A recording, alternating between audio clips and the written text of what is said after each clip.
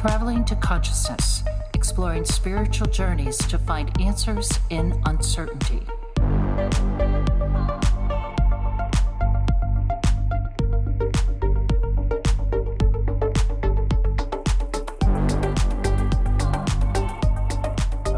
Welcome, conscious monkeys, to another episode of Traveling to Consciousness. I'm your host, Clayton Cuteri. Today's guest is a healing and manifestation coach. She is as if Abraham Hicks and Joe Dispenza had a little baby. She drops pure wisdom on her Instagram channel and on TikTok, so you're going to have to find her links down below. And from her IG stories, I know that she has already created and manifested her dream life. So conscious monkeys, welcome to the show, Simplifying Sam Chung. Sam, thanks for being here. Hey guys. Thank you, Clayton, so much for introducing me to the podcast. It was not very long ago when in my visions for manifesting was I want to talk about consciousness with other like-minded souls. And when you reached out, I was like, cool. I just manifested that. Like, that's literally what I wanted. And I truly feel like I am living as I had always dreamed. And so it's crazy seeing you here on the screen right now and just realizing that I'm doing it. You're doing it. It's pretty dope. I mean, yeah. I'm honestly honored because there's a couple people who have kind of like when I've introduced them or I've talked to them before, they're like, oh, like I've been like trying to manifest getting onto like more podcasts and here you are. And so it's really interesting from my point of view of like sick, like I'm helping other people fulfill their manifestations, but I'm kind of just doing my thing at the same point to connect with other people in the space. But also you're trying to manifest aligned guests, right? Exactly. So our manifestations are in sync. We're literally like and like. So it's so easy for us to find each other. I mean, it makes sense. And part of being more authentic to myself on this journey has one of the greatest gifts of that has been all the people that have come into my life because of it. Because when I am vibrating at this frequency of true, authentic love, I find people who are feeling the same way. And I just find that a lot of them are in this consciousness space and, really questioning their realities and everything that they think they know to be true, which I think is just a powerful way to start for anyone who's actually curious about consciousness, questioning everything. And what you're touching on right there, it's funny to hear you say it because a huge reason that I started this was to talk to more people about this stuff because I was finding in my close circle that, there were a few people who would like listen and talk, but nobody like got it. Like nobody was at the point of going full depth in, let's have a 2-hour conversation, 3-hour conversation about it. And so I was like, how do I find people to talk about? And it's like, well, you enjoy talking, you enjoy, this stuff. So why not start a podcast about it? And I was like, damn, that's a good idea, me. That's a good idea. Or was it you? Was it a download? We were talking about that before we hit record. Right. And speaking of the downloads. So for anyone who's listening, I'm pretty sure I told my story on like one of my catch up with Clayton episodes, but it was a story about my dad and the pyramids. And if nobody's heard it, then well, it's a long one. And so Sam and I just discussed it. So if it comes up later, but Sam had an amazing story that she wanted to share. And, that was the point where we were like, wait, we need to pause this conversation, hit record. Yeah. So, Clayton, you were sharing about how you had this really weird message that you needed to go help your dad. And you were like, what do you mean? Like, I just want to chill here. And when I first got into the spiritual space, I remember listening to a podcast actually where this girl was saying she talks to her spirit guides. And I was like, okay, guys, come on. Like I was in this space and, using all the tools and the practices, but I was still a skeptic. I was like, they're not talking to anyone. Like they're crazy. Like, and so for a long time, I didn't have any relationship with quote unquote guides. And I don't necessarily have one guide in mind. I just know that they're like kind of ever loving presence. But recently my story that really mirrored yours was, this is crazy. We can get into this later, but I did a quantum healing hypnosis session last month. Wow. And so these sessions are done by different levels of practitioners. They have like level 1, level 2, level 3, but it's pretty rare to come across a level 3. And when I heard about this last year, I learned that there was actually a woman who lives about an hour away from me who is level 3, who was trained by Dolores Cannon herself, who is the person who came up with quantum healing hypnosis, which, by the way, for anyone who doesn't know, the person is put into a hypnotic state and is able to, from that place, channel other beings. Stick with me. They don't always remember what they're saying. Sometimes they're conscious of the words that are coming out, but they're not thinking consciously of them. And a lot of times when people listen back to them, they're like, whoa, like, where did that come from? Like, I don't even know what I said. And so quantum healing hypnosis is actually the act of, well, being hypnotized and then getting answers from your higher self. So So then let me try to yeah. parse this out. So I have done like a hypnotherapy session. We've had a hypnotherapist on here. So people are kind of on the realm of like the afterlife and the journey of the soul kind of deal. Yes. Oh my What gosh. we can get into that. I'm all Yeah. down for it. So with the quantum healing hypnosis session, or am I saying that right? Quantum You are, hypnosis yeah. healing. They shorten it to QHHT. Yeah. QH. Oh, I've seen that before. Okay. Yeah. That makes That's okay. what it is. The more you know, right? Yeah. QHHT. So with QHHT, you, Sam, went to this person. They reduced you down or brought you down Mhm. to they slowed, essentially, scientifically speaking, slowed down your brain waves where you were Correct. then in a hypnotic state. And they could then call through your higher self to speak as you Through me. through Yeah. you. So they're basically using my voice, my modalities, to talk to her. So she's essentially asking them questions about me, and then, me, like, I'm responding, but I'm not consciously thinking of the responses. I'll get into it, but it was trippy, so we'll definitely revisit that. But the reason why I brought that up was because this session ended up lasting, all in all, 9 hours. Wow. So, when I woke up, she had asked me, like, how long I'd been under, and I was like, "I don't know, like an hour?" And she was like, "Oh, you were under for 4 hours." So prior to that, we were doing what she calls the life review, which can take anywhere between 1 to 4 hours, where she needs to ask you a lot of questions about your life because she's gonna be asking you about these important milestones, in your life, and needs to kind of be able to reference back.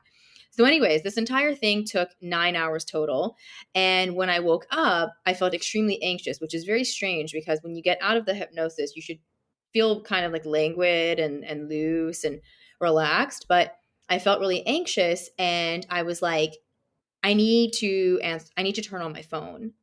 And she was like, that won't be necessary. I think what you should do is just keep your phone off for the night. Any work you have will last until tomorrow.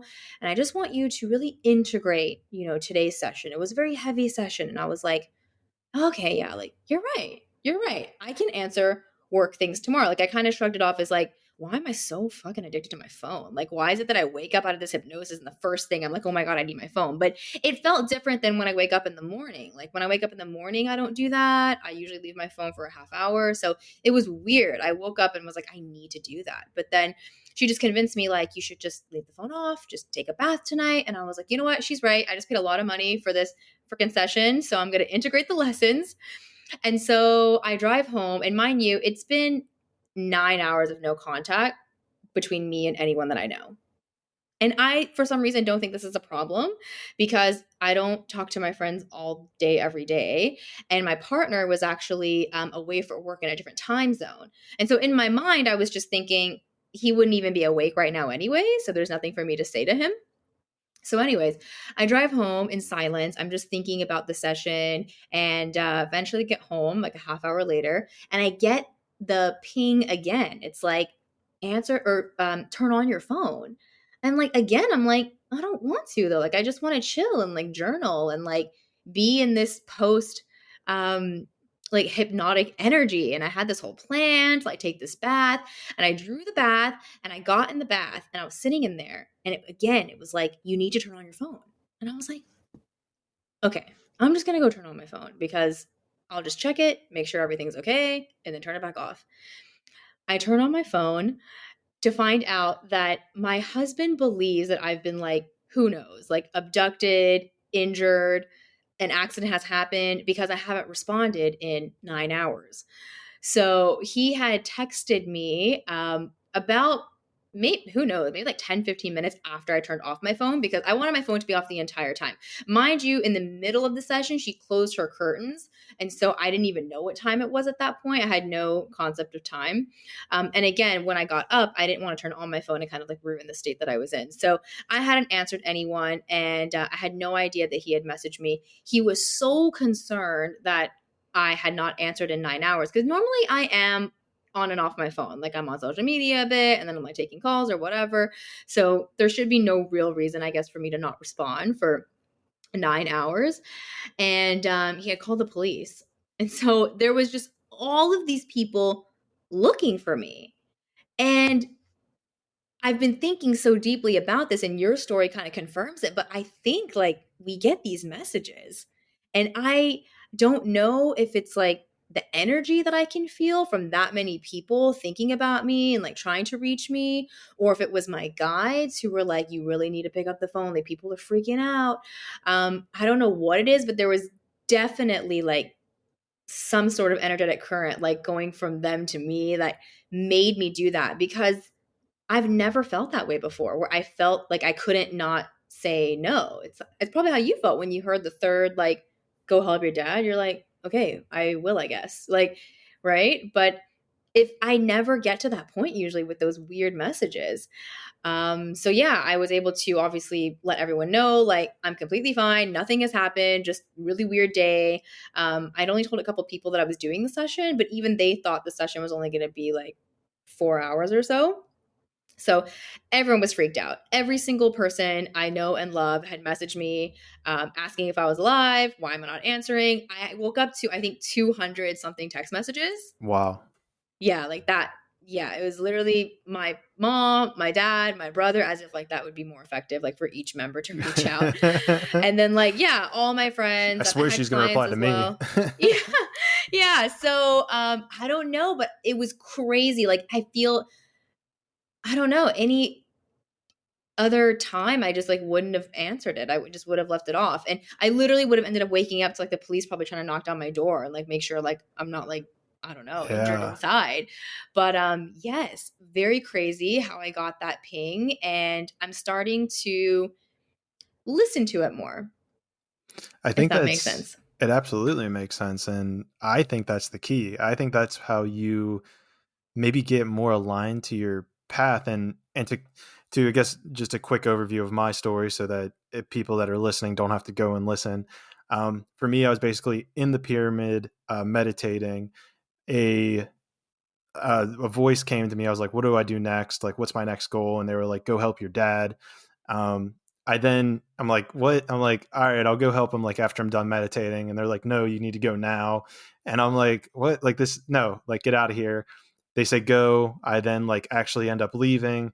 And, next thing I know is that he's actually kind of getting heat exhaustion and I had to be there to help him. He was throwing up terribly. Um, and it was a real mess that I actually did need to help him. And I think an interesting thing that you kind of pointed out in your story, and this is where our stories actually differ a little, is where I think you had a brief mention of saying, I wonder if it was so many people putting their energy on me, thinking about me that I Mm-hmm. felt it. The difference between our stories, though, is that with me, my dad didn't even know that he was going to get sick whenever I first saw him. He didn't even look sick when I first got up to him until a little bit later, like 10 minutes after. Right. So I think that's really probably a fascinating key point is that in my situation, there was nobody. Like nobody, I was like, my dad Right. wasn't even sick. Nobody knew my dad was sick. And so with yours, I mean, obviously there's a huge energetic push, but I wonder if there's just like maybe it's maybe it's something with like being aligned with your higher self or something that you get these intuitive downloads and it can see the bigger picture and it's like, hey, we had these soul contracts and I'm pushing you towards the right direction to help you fulfill something or to Mm-hmm. fulfill the next piece of the puzzle, and it's just pushing you to that thing. 100%. And I think our higher self is that part of us that really doesn't think in language. I think about this a lot. I actually studied linguistics, but language is a tool we created, right, in order for us to communicate. But there is a deeper self that exists within all of us that is pre-language or pre-thought, that awareness. And I think that it is that awareness that speaks to us, and that's why it doesn't always make sense. We're trying to listen and be like, huh? Like, we're trying to summarize it as if it was like cliff notes. And it's like, yeah, it doesn't Yeah. sound like that. And that's why when people actually start following their calling or their urges, they will always say, I don't know why, but like, I just knew I had to do it. I think that the difference between like your conscious mind and your higher self is that conscious mind thinks, but higher self knows, right? Right. And we can go deeper into that in many different Please. moments in which I've known that. But it's something that you can't really even justify with words. Well, and for a perfect example, I was in a situation where on paper I had a perfect life. Like, I was a software engineer. I lived in San Diego. I had two beaches that were a 30-second walk from my house. And, after doing a whole lot of inner work, the whole system was telling me, hey, quit your job. This isn't for you. This is killing you, metaphysically speaking. Mm, And so without a plan, like I didn't even have a plan for this podcast whenever I did that.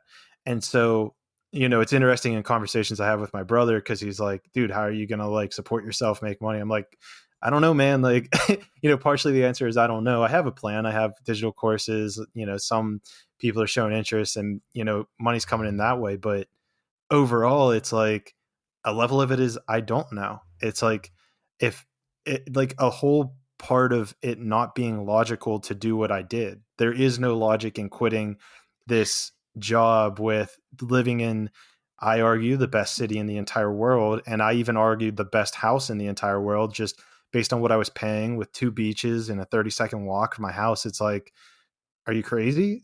hmm And a part of me is like, maybe.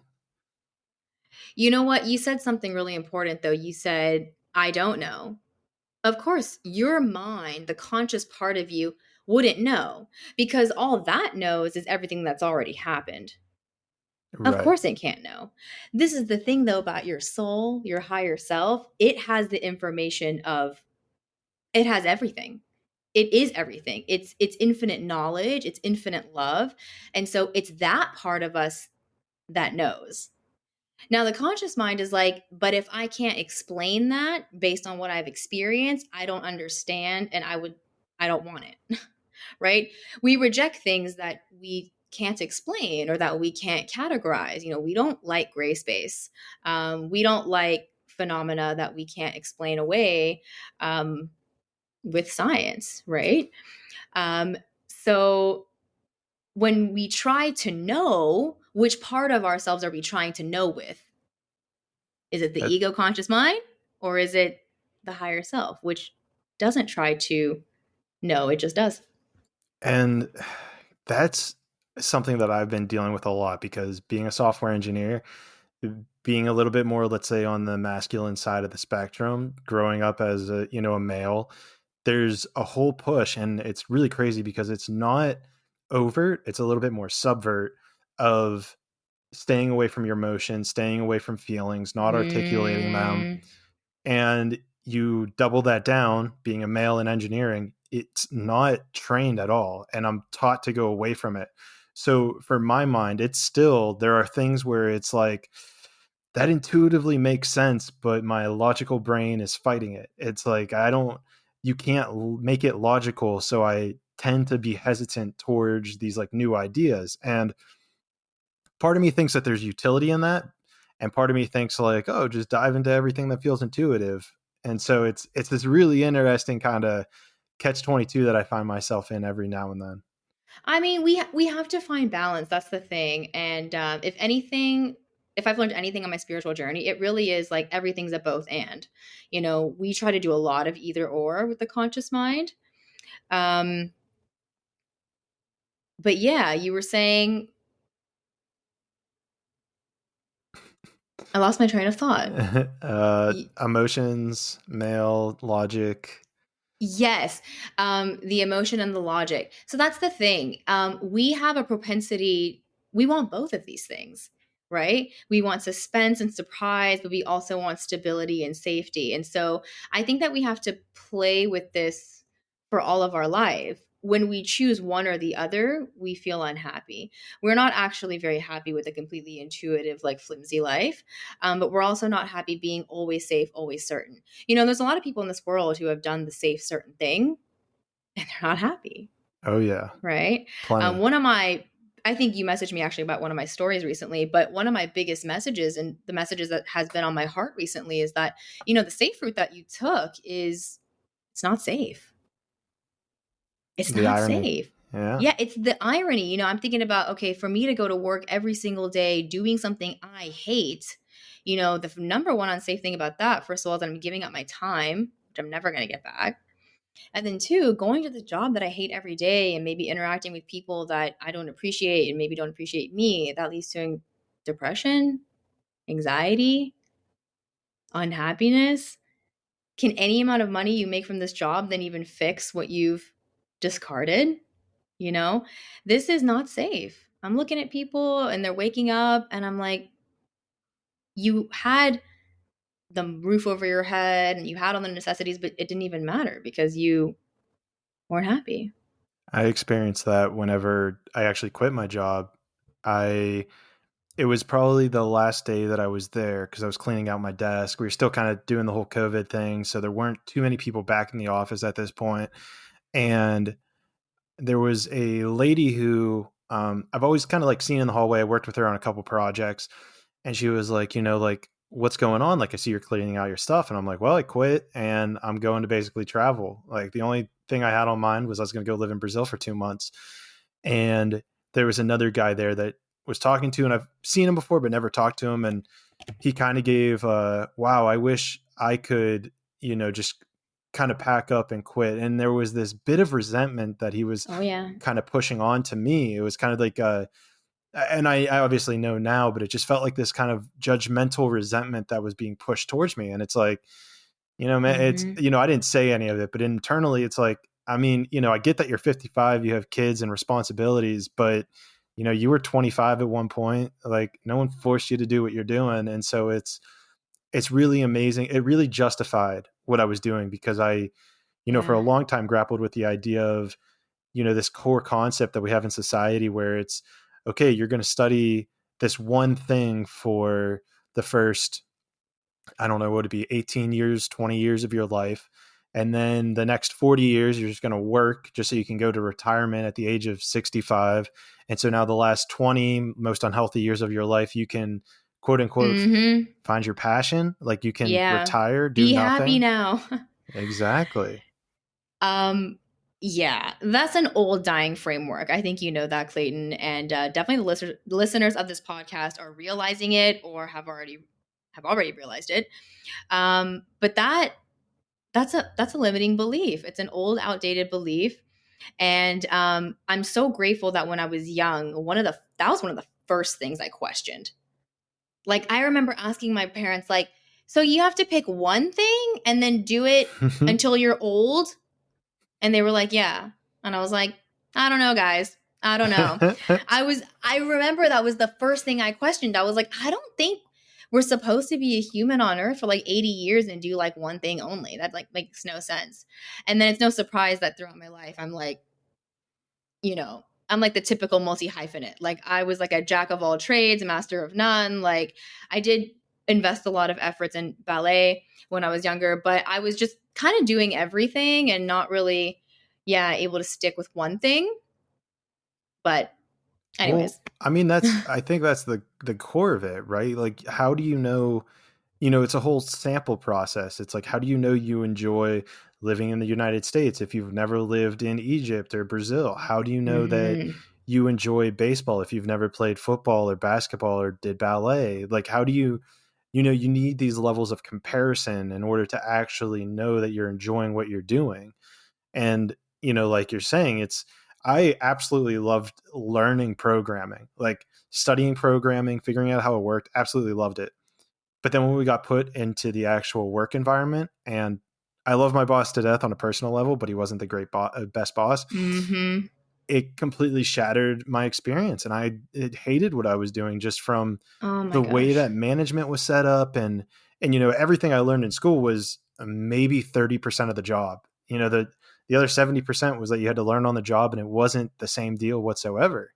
And so, to that point, it's like, all right, like, are you going to just double down on this thing that, although you loved it when you were learning, are you just going to double down on it for the next 40 years? Or are you going to, make a change, even if you don't know the outcome that's going to occur?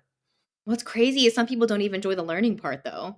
You were like, okay, I enjoy the learning. There's a lot of people who are not enjoying the learning and they're just like doing it anyways. And for what?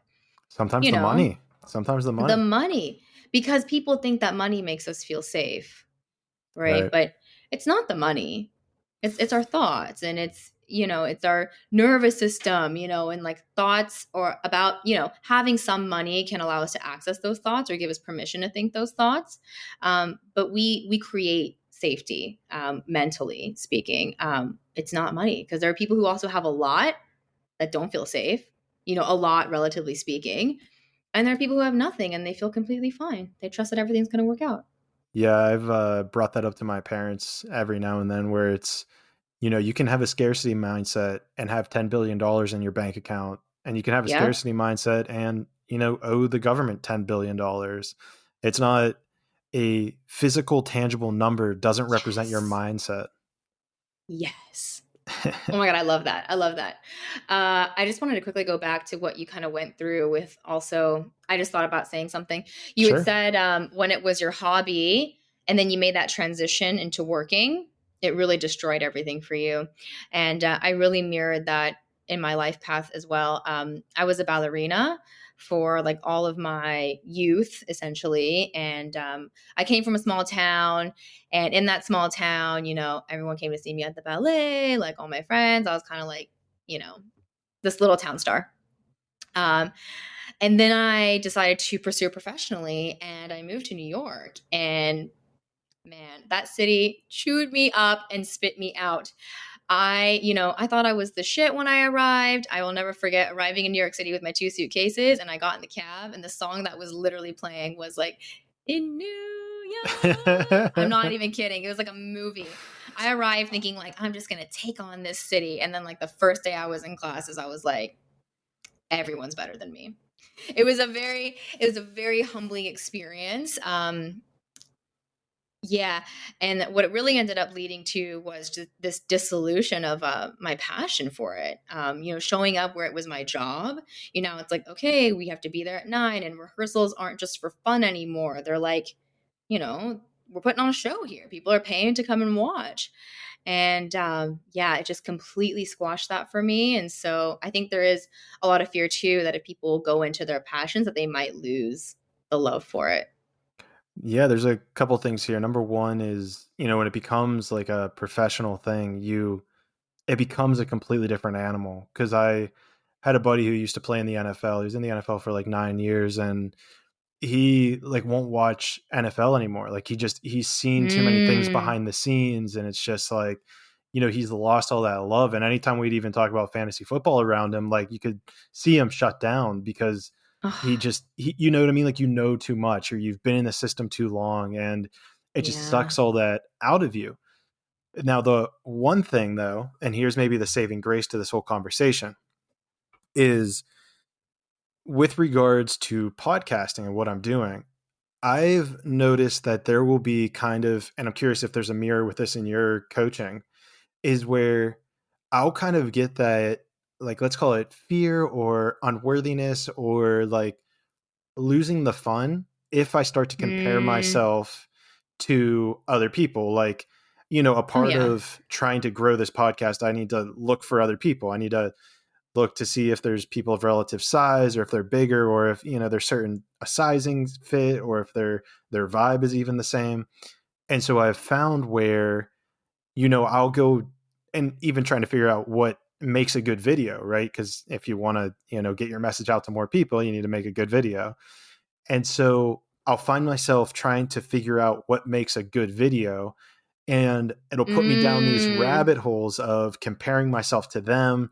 Oh, they already have, like, maybe they have 500 episodes and I'm episode 31, but they have 500. And so, they have X thousand followers, but I don't, and so this comparison game happens. yeah. And I feel like I start to lose the passion for this podcast. But what keeps saving me is comparing me to me, where I then look back on what I've done the last 9 months of my life, and I'm like, dude, like, you're fucking killing it. Like, you're exactly where you need to be. You can't play this comparison game with other people. Yeah. Oh, I love that. I mean, I think people hear that all the time. Like, you're exactly where you need to be, but they're like, yeah, and way further behind that person. And it's like, no, but Yeah, really, like, you are exactly on time for your life. And the only reason why you think you're not is because you have misinformation about what point in someone else's life they're at, and you're using it against yours. But the other thing too is, like, we only know all the behind the scenes images of our life. And we often compare ourselves, what we know about ourselves to what we have no idea about other people. I exactly. challenge my clients about this in coaching all the time. I had a client recently who was dealing with a lot of social media comparison. And I was like, I'm just curious, like, what thoughts, like, are you thinking as you scroll through? And she's like, that their lives are easier. And I was like, that really, from a bunch of, 4x4 squares, we know for a fact that those people's lives are easier. I was like, you don't know that. They could be going through some mad shit and posting photos still of them, like a carousel of themselves on the beach, right? I said, that's a projection, right? That's a literal belief. Like, that's not actually, that's not true. It's not an absolute truth. But this is what we do. We just compare. And I think we always, we can only compare when we're making everything about us. When we start to really have that more service and, like, outward oriented perspective, we can't really do that. We don't really do that. And I think another level to this comparison thing that I've noticed with myself is almost comparing in a vacuum. And Oh, yeah. somebody who I'm interviewing on Friday, or so it'll actually be the next episode. He he talks about in his book that he wrote that, he was this, like, tech entrepreneur. He made kind of all these different, like, 40 under 40 lists, and all this stuff. And I start to view that, or even take any 18-year-old who's like a millionaire. I take Mhm. that and I'm like, shit, like, I'm not a millionaire, and, I'm 28. And so I'm inviting this comparison in such a small window of Mhm. money and a monetary success. Well, if you break down their entire life, you have no idea where they might be struggling in other aspects of their life. Maybe their No. relationships are a mess. Maybe they have no, like, self-worth, even though, again, coming back to the bank account, even though their bank account might be 10x or 100x what mine is, there's no way that you can have a full scope, a full spectrum perspective of their entire life. What I did is I would just take a microcosm of their life, which I deem as money, compare it to my money, and say, Mhm. look, I'm unworthy. And which is such a huge, like, what are you doing, man? Like, Yeah. you just took such a small sliver of what it means to be human and a human experience, and extrapolated it onto your entire being. 100%. Humans are jaded though, man. Like, I just talked about this on my channel recently. We don't understand the concept of an invisible asset versus a visible asset. We spend our entire life foregoing and, sacrificing our invisible assets, which are well-being, happiness, purpose, creativity, connection. These are invisible assets, and we sacrifice all of them in the name of money, which is a visible asset. Visible assets being money, houses, cars, clothes, any material possession. We sacrifice the entire slew of incredible invisible assets in the name of money because we think that's wealth. And I think it really starts with a redefinition of wealth. Wealth is not numbers in your bank account. It's, time with loved ones.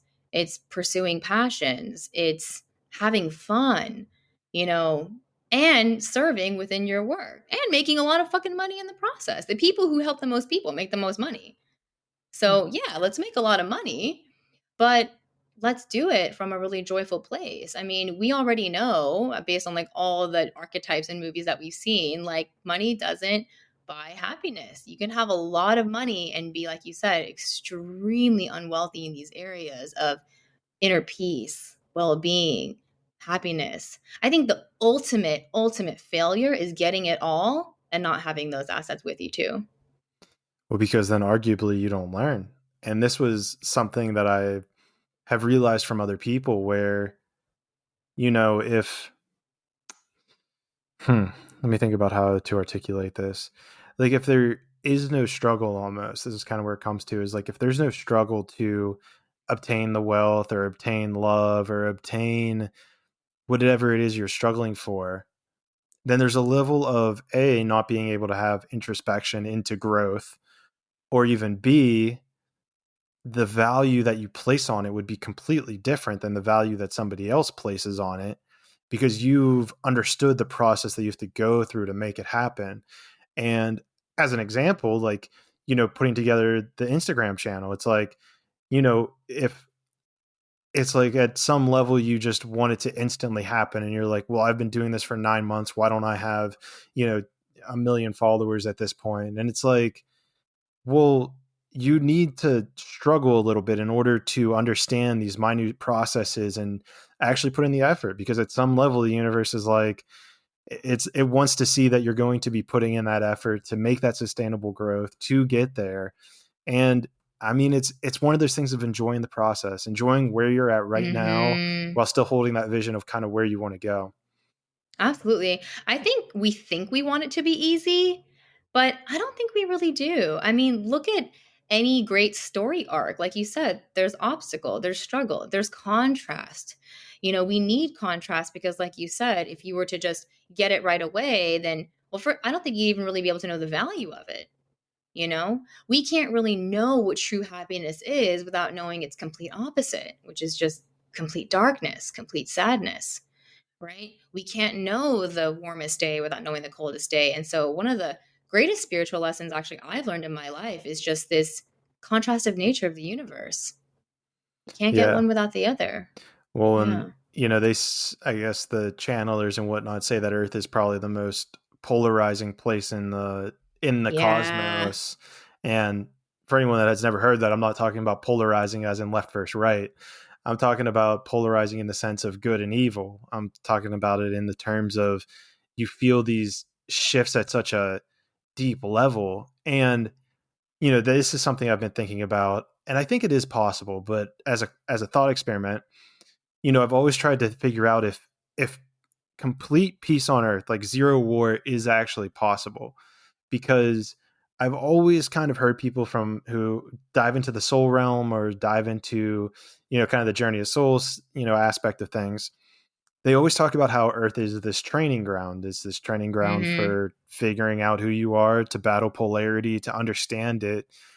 And so at some level, I'm trying to figure out if the idea of a war never occurring again on Earth is possible from a metaphysical level. A part of me is like, well, we have to hold this truth of aiming for peace and prosperity and kind of hoping that it will occur at some point, let's say. And quite frankly, from the way that we have seen the consciousness of Earth elevating, and even Yeah. just from having this dialogue, even if it's just 5 people that listen to this episode, it'll don't worry, it'll be much more, but but even if it's just 5 people, it has that ripple effect, because now they're obtaining this conscious conversation, and they're expanding that out Mhm. onto everybody else who they come into contact with. And Yeah. so, I guess just as a way to kind of bring it into a ball, it's that, well, is peace on earth possible? And if it is, do we want it? Like, it wouldn't have any more struggle with it. So we would never know what peace is without war, right? Because the only way for there to be the word peace Yeah. is to have the word war. Well, that's the criticism of like utopia and stuff, right? I, Right? it, and Yeah. I see it as like Yeah. a circle, right? Where it's right beside each other, dystopia and Mhm. utopia. Yes. Yeah. Once again, that contrast of nature. Um, but One of the things that I've had to learn that's been really difficult is you said good versus evil earlier, but is actually not learning it to see it as positive or negative, because we have connotations with those words, right? You know, at the core of them, negative is not worse than positive. It's just the opposite of positive. That's All what that right. means. But we interpret positive and negative as like good and bad. And our intent is always to be good and to avoid bad.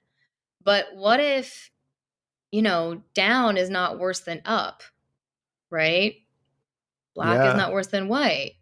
But, this is what we do. We judge everything to be good or bad when really everything just is.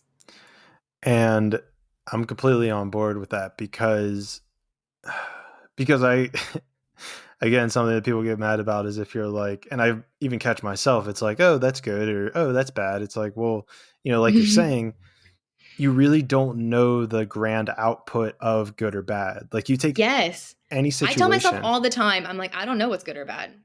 you have no Like idea. I catch myself saying like, oh, that's bad. And then I'm like, wait, I don't know.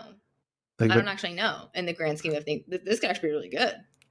and that's what's crazy whenever you even have, you got to be careful with these conversations because I've had them with people who, take it to a political place and it's like, it's like, what's an example?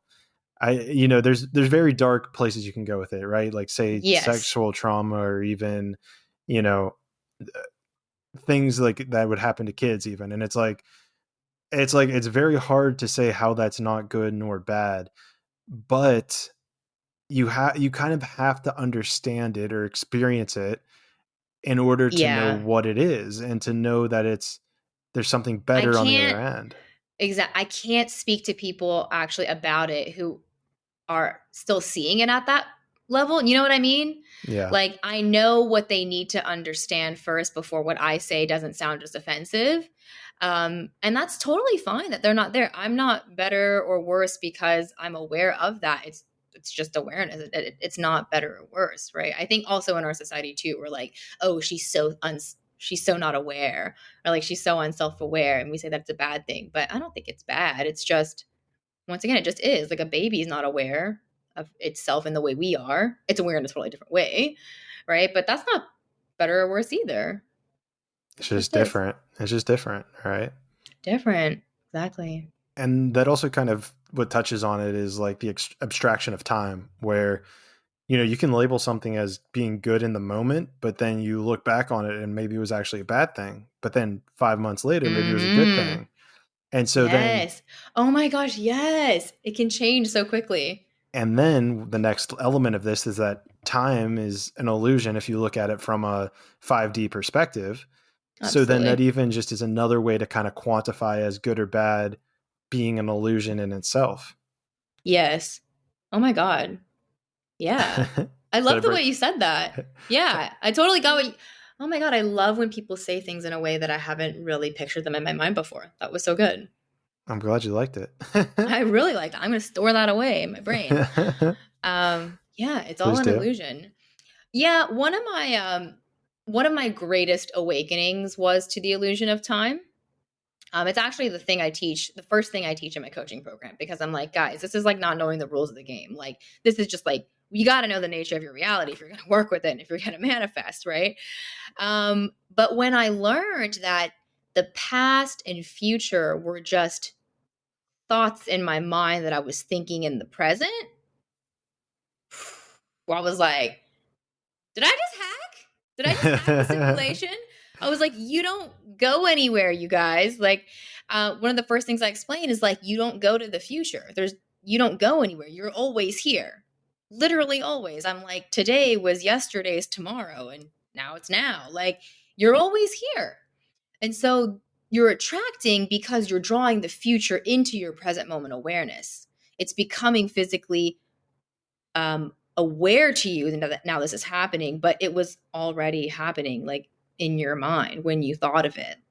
Yeah. So, yeah. When I woke up to time, everything got so much fucking easier, because when you get into that false headspace that like, oh, this is going to take me a really long time, or like, oh, I should maybe I'll get there in like 5 months. Like, you don't know what the fuck you're talking about, because like you have no idea how fast things can happen when you like just act from the present. Like, it's crazy. Like, my entire business I've grown out in the last 3 months. I'm like, I don't work by linear time. Like, you don't need that.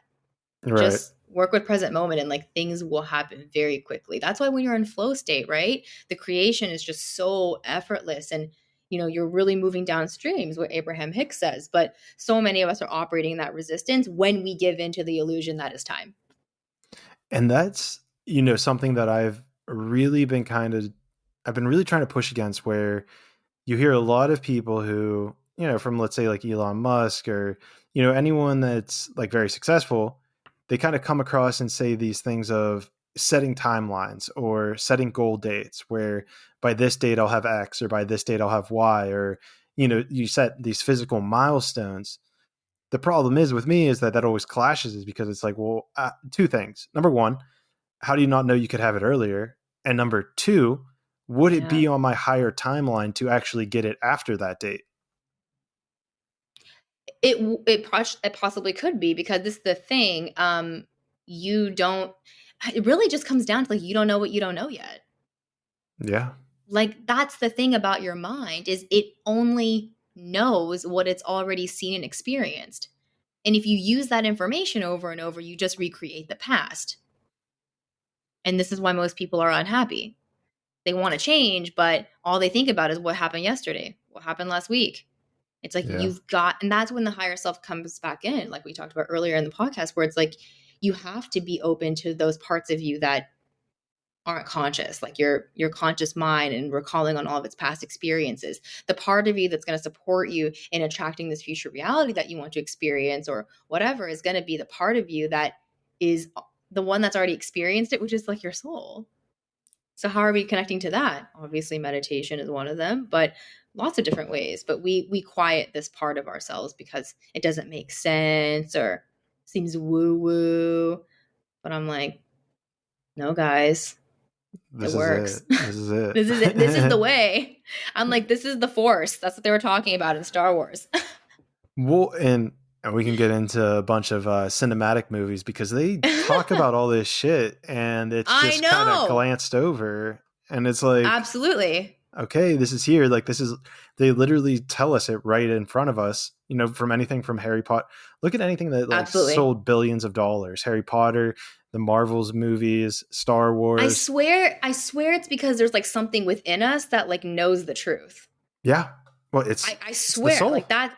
Yes, the soul's like, I recognize this. This is me. Yes, yeah. this is correct. This is what's happening. Like love. Yes, like love conquers all. Absolutely. Like trusting in the universe and it will support you. Yes, absolutely. Like obstacles leading you along the path. Absolutely. Like, that's totally, I think, why we resonate with all of that. It's really, yeah. I mean, and it's also fascinating to see the archetypical stories that get unwound throughout these things. And hell, you see them in all these religious texts as well as in the, in religious texts. Then they just get repeated out into either Marvel or in Harry Potter or in Star Wars. And it's really anything that, and like the Lion King, for instance, this was crazy. We were in, whenever I was in Egypt, they were telling us the story of the Egyptian gods, and basically there's technically only one god, which is Ra, and then he divided himself, which is amazing because the universe is essentially one thing and everything gets divided out from it, and that we're all just a separation. Yes, right? Literally a separation of consciousness. So what the Egyptians believed is that there was one god, Ra, represented by the sun, and he divided himself into the other gods. Well, what essentially occurred with him is that, and I might butcher these names, so if there's anyone listening that's Egyptian, whatever, don't hate me. But for argument's sake, there was the first son, who I believe was Osiris, and then he had kids who was Horus and Set. And essentially what happened between them is that Horus was married to a queen that Set actually wanted to be married to. And Horus, I think, was like essentially the king. Set, representing like evil and tyranny, goes and kills his brother, and then um his son, who maybe it was like Isis, I can't really remember, but Horus's son then was essentially banished because Set, the god of evil, took over. And then Mm-hmm. once the kid became of age, then came That's Lion back. King. Exactly. Exactly. I said that this girl, I was in a tour group. I was in a tour group, and it hit me right on the spot. I was like, guys, this is the story of Lion King. And this girl who was like a huge Disney fanatic was like, holy shit. She like melted. I was like, and here's the next part. Lion King is the top grossing Disney movie of all time. It's literally my favorite movie of all time. It's a masterpiece, right? It is. Because then you also have I believe it's the monkey represents kind of like your consciousness, or Yes, like the shaman literally. element. Yeah, the shaman. Right? Okay, stop. This is literally my favorite conversation of all time, because I've been trying to explain to people for so long, like since I was a child up until now, I'm 29, why Lion King is my favorite movie. And what's been so interesting is that I've been trying to explain this from so many different consciousnesses. Like someone would ask me that when I was 5 and I'd have a reason then. And then I was like 15 and people were like, you still watch this? And I was like, yes, this is my favorite movie. And then now here I am at 29 talking about why it's my favorite movie. And I really do think it is because it is the journey of consciousness. And I literally think it's my soul again being like, yes, this is what you're doing on Earth. It's like the deepest You are truth. Simba. It's the deepest truth that we have. Yes. And they figured this out. The Oh Egyptians my figured God. this out back, Yeah, they were like, 20,000 this is years it. ago. Yeah, they're like, hey, Yeah. here it is. And then what's really interesting is that you find these parallels in the Bible, and it's just this Yes. way of just kind of like almost reappropriating religion in a sense in order to fit the more mainstream or more nuanced or the new cultural standard in a sense, or redefining language in order to use it. And Yeah. and what was the next level of it? I think the next level of it, that's what it was. There's an element of the story, and I'm not sure how much truth there is in this because I brought this up to my tour guide and he wasn't 100% certain on it, but I remember hearing somewhere else as well that the next piece of this puzzle, right? So the kid banishes, or the kid that's banished comes back, goes after Set, the evil guy, Mm-hmm. and fights him. Well, and then Set basically fights him, but takes out one of his eyes, and that's the eye of the eye that like represents the pineal gland. I forget what essentially it is. It's called the Eye of Horus, I think. I think It is. Okay. Yeah, it is the Eye of Horus. Yeah. And so he basically takes out that eye, and what happens is that after he wins the fight, the now king, but the son, then goes back to his father, who was like resurrected in this whole process, and gives him his eye so that he can see. And the whole core concept is that, well, the king became old and tired, and so evil came in, Set, killed him, and then he essentially died, got figured. His son then had to come back, fight the evil, and then give his dad an eye in order to be able to see evil. Well, it's not as striking, but it's also the same story of Pinocchio. How Pinocchio goes out into the world. Oh. His father, Geppetto, I believe, gets swallowed by a whale, is in the depths of the ocean. Pinocchio figures out how to save him, goes down into the depths of the unknown, the scariness, the fear, and gives him the wisdom that he needs in order to, come back to civilization and not make the same mistake again. Oh my God.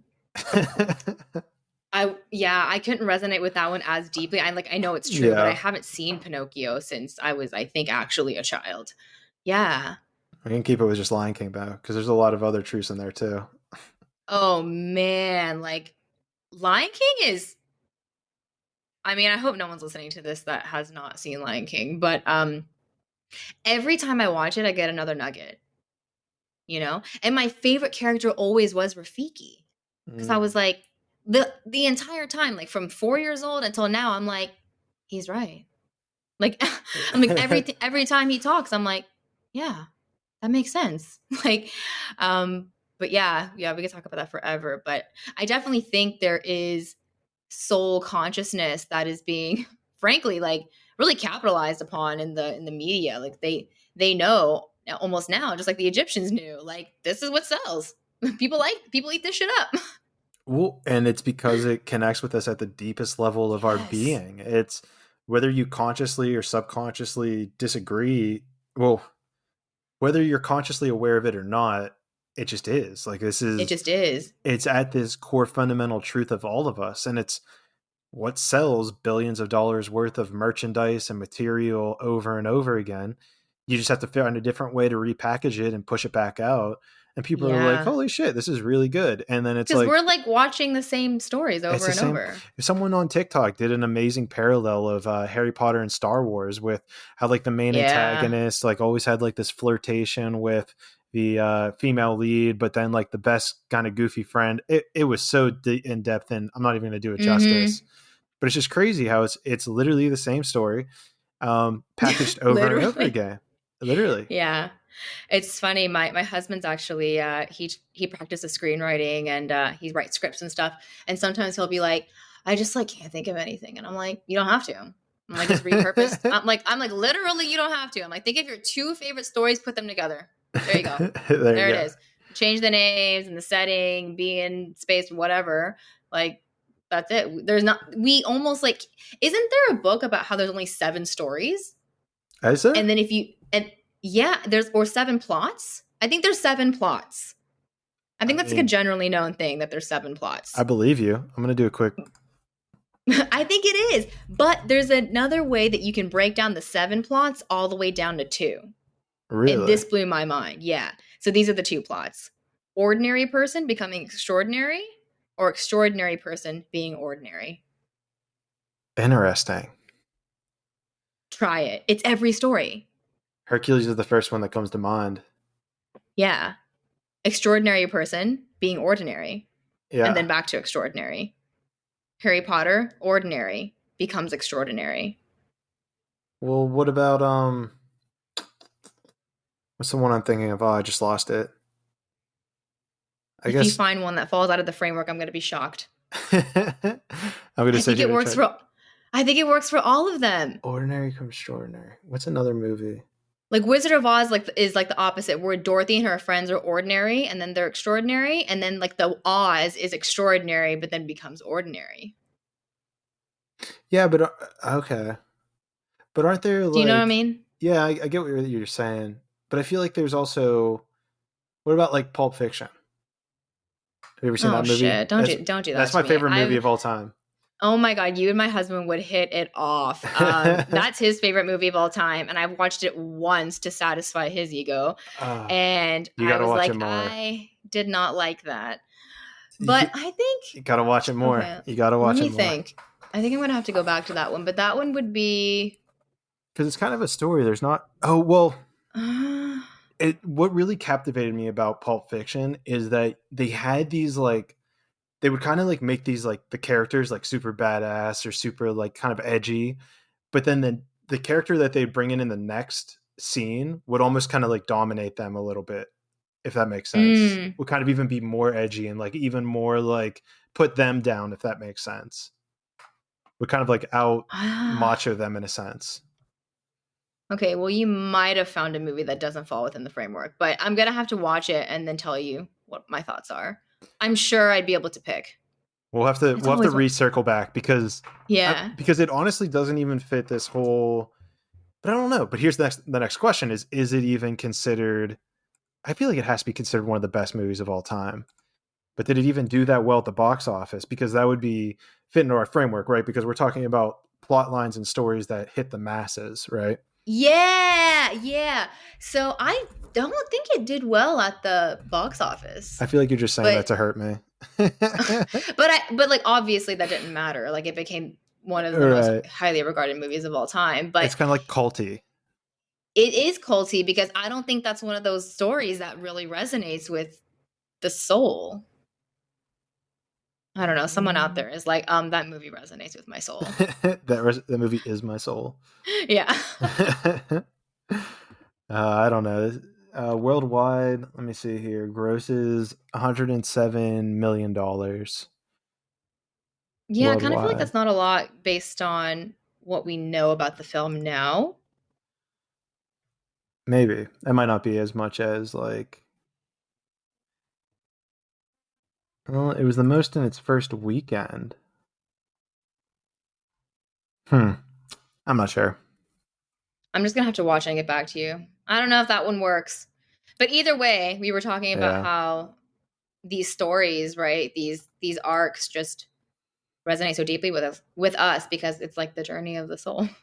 Yeah, and I mean, even it was really fascinating too because in Egypt, a lot of the things that happened was is essentially like they had the Egyptian gods, and then the Romans and Greeks kind of came in and brought, I believe it was Christianity at this point, into Egypt, and the was it the Arabs? I believe the Arabs then brought Islam into Egypt, and now it's obviously Muslim. But excuse me, something that was really fascinating that struck me out is that the symbol of Ra is this orange circle, just an orange Hmm. disc representing the sun. Well, if you go back and look at um, what are they called, like archangels or Jesus in paintings, they have a gold disc behind their head, thus trying to Yeah. represent a halo. But it's literally the same gold disc that they represented as Ra in the Dude, old it's all connected. times. It's crazy. It's just crazy to me. It's like nothing's original.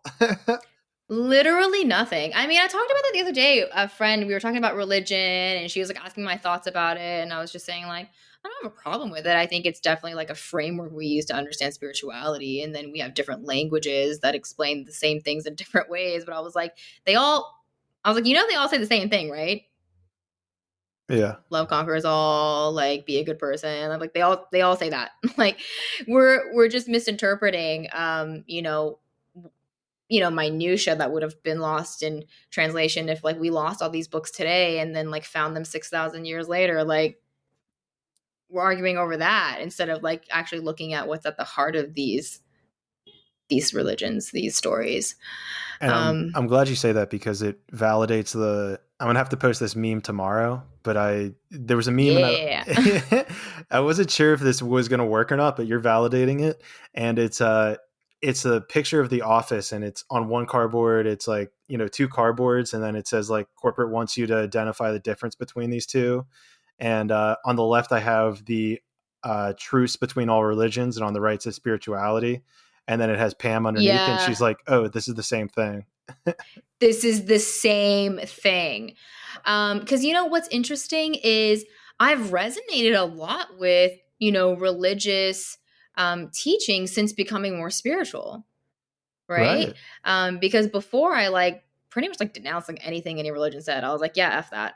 And this is actually so interesting. Okay, so I was friends with someone in university who kind of ended up just like dropping off the face of the earth and like finding God and became like super religious, right? And like Air quotes. the yeah, the air quotes.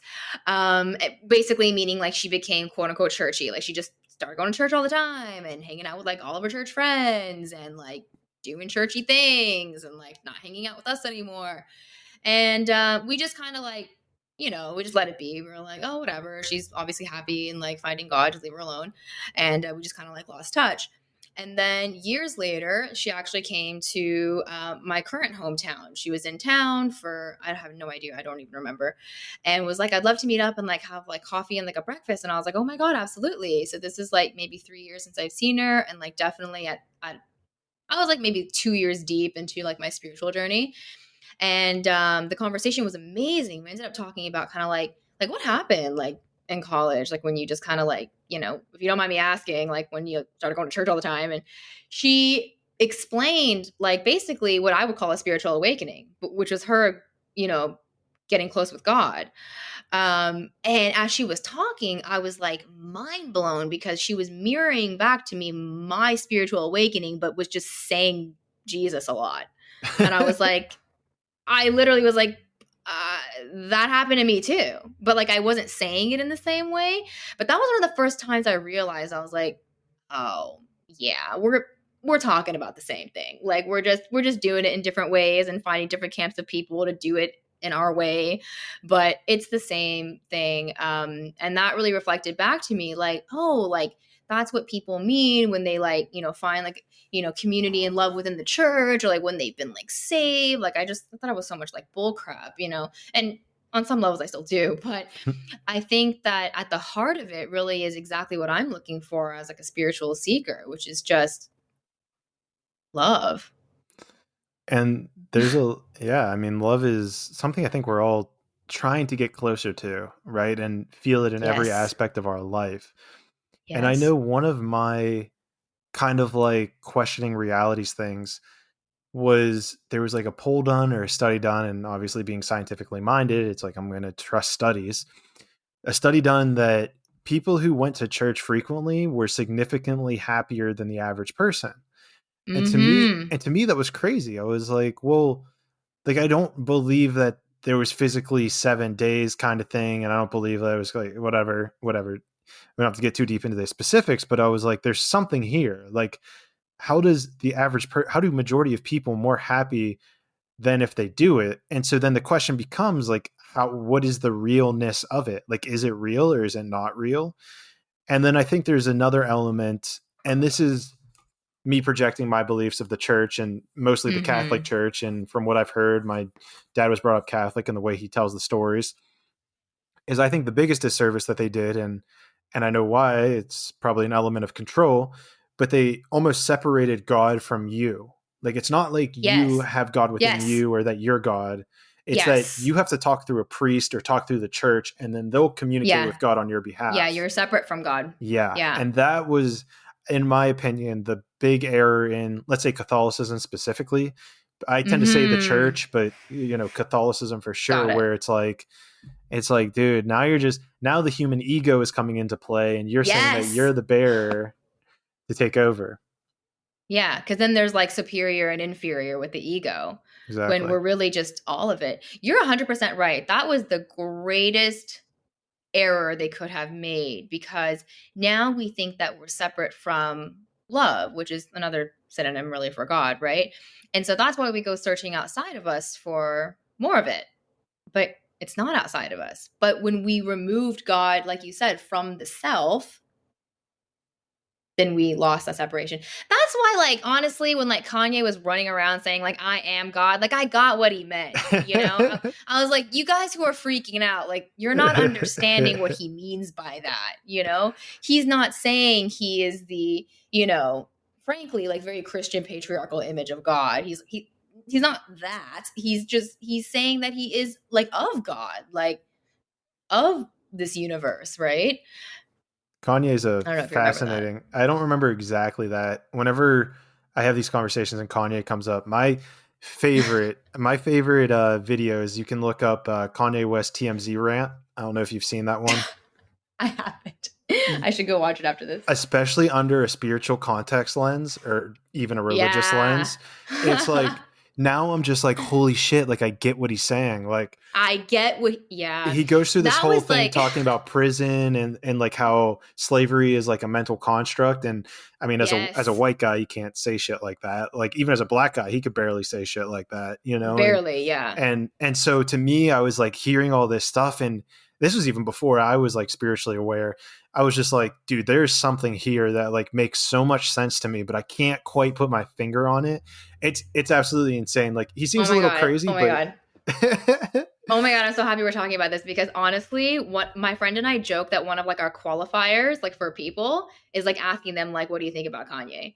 Because like we know the real ones are gonna be like, I fuck with it, Like I yeah, don't agree with like obviously he has like anxious antics. Like there's clearly something going on. I'm not saying he's like a genius or anything, but there is something to be said about the stuff he's saying and the insane um silencing that there is around him too, right? Like, hmm if you listen to him talk, he's like, they're just trying to give me these medications and just like quiet my mind. I'm like, basically he's saying like they're fucking with my higher self. Like I'm communing with like this part of me that is speaking to me, and like, yes, not like sensible English words or explainable, I can't explain this phenomena, but it's obviously where all of his art comes from, right? He's like channeling all of that too. sure. So Yeah, but since being on this journey and going and listening back, I'm like, I kind of understand. I've actually seen Kanye live, and this was right at the beginning of my spiritual awakening, like just right at the beginning.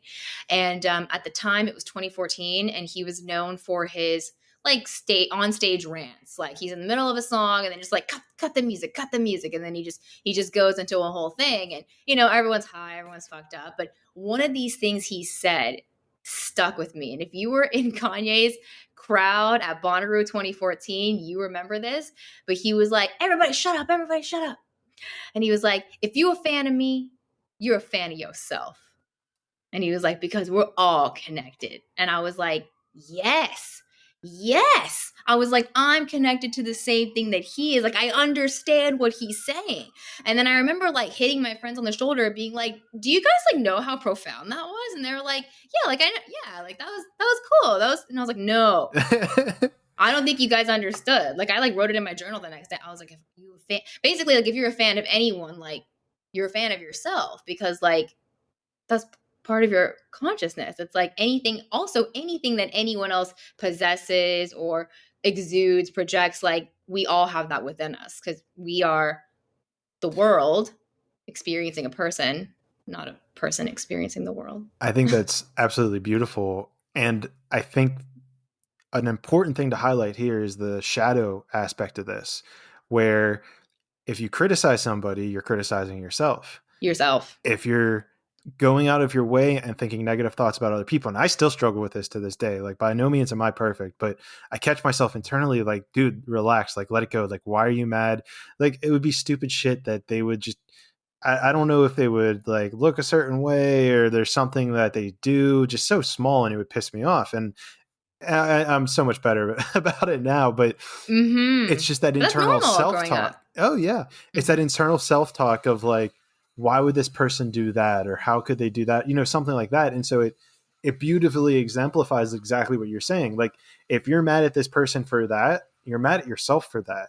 If you're mad at somebody else for looking this way, you're mad at yourself for looking that way, and so it puts this beautiful lens on it where, it's something I even people around me, like I try to articulate it in a sense where people are a little less judgmental, because it's like, you're just judging yourself.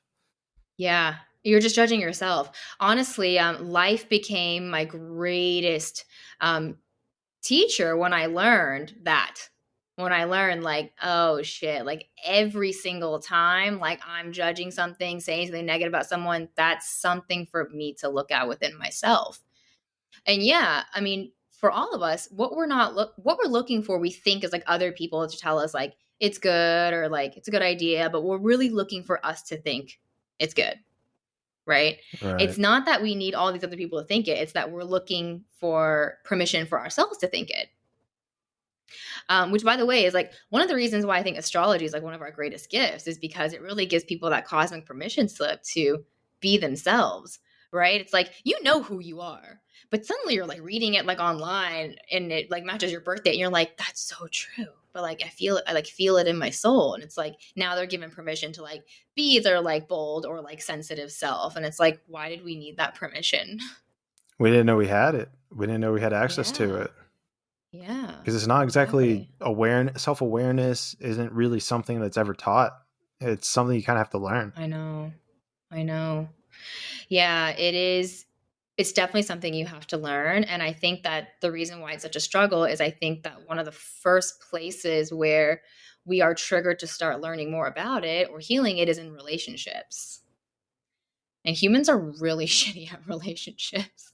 Yeah. Because they bring up all your stuff. And so actually my spiritual journey deepened intensely after I got married, because that just brought up stuff that I didn't know was there, that I totally projected back onto him for at least like 2 years and a bit, where I was like, yeah, that's your fault. Yeah, sorry you feel that way. I mean, everyone's been there in the relationship. And then, you're getting fucking conscious when you start thinking, maybe it's me. Like when you're willing to have that conversation with yourself, maybe it's me, then you're ready. Then you're ready to be in a conscious partnership. Before that, you guys are just playing games. You're just throwing things back at each other, and yeah, you're not listening. But yeah, that was the moment everything changed for me, when I was like, ugh. You're hitting I think it might be my fault. You're hitting Yeah. another one of my memes, a nail on the head. I'm not going to tell you. Post that meme. I'm not going to tell you what it is. But it's just so funny to hear you say it. I'm just hearing I'm just like seeing the meme. I'm like, all right, cool. That's another one we're going to post. It's another sign. Mm-hmm. Yeah. It's a ping from the universe. Like, post it, Clayton, post it. I think it'd be cool if I'll have to like clip this section and then like post that meme and then this video that same day. So then it's kind of like the meme and then you talking Link about it. That'd be fucking sick. Yeah. That'd be pretty sick. That'd be awesome. You should totally do that. That'd be actually, maybe I'll do that with your other thing. So maybe I won't post the other meme.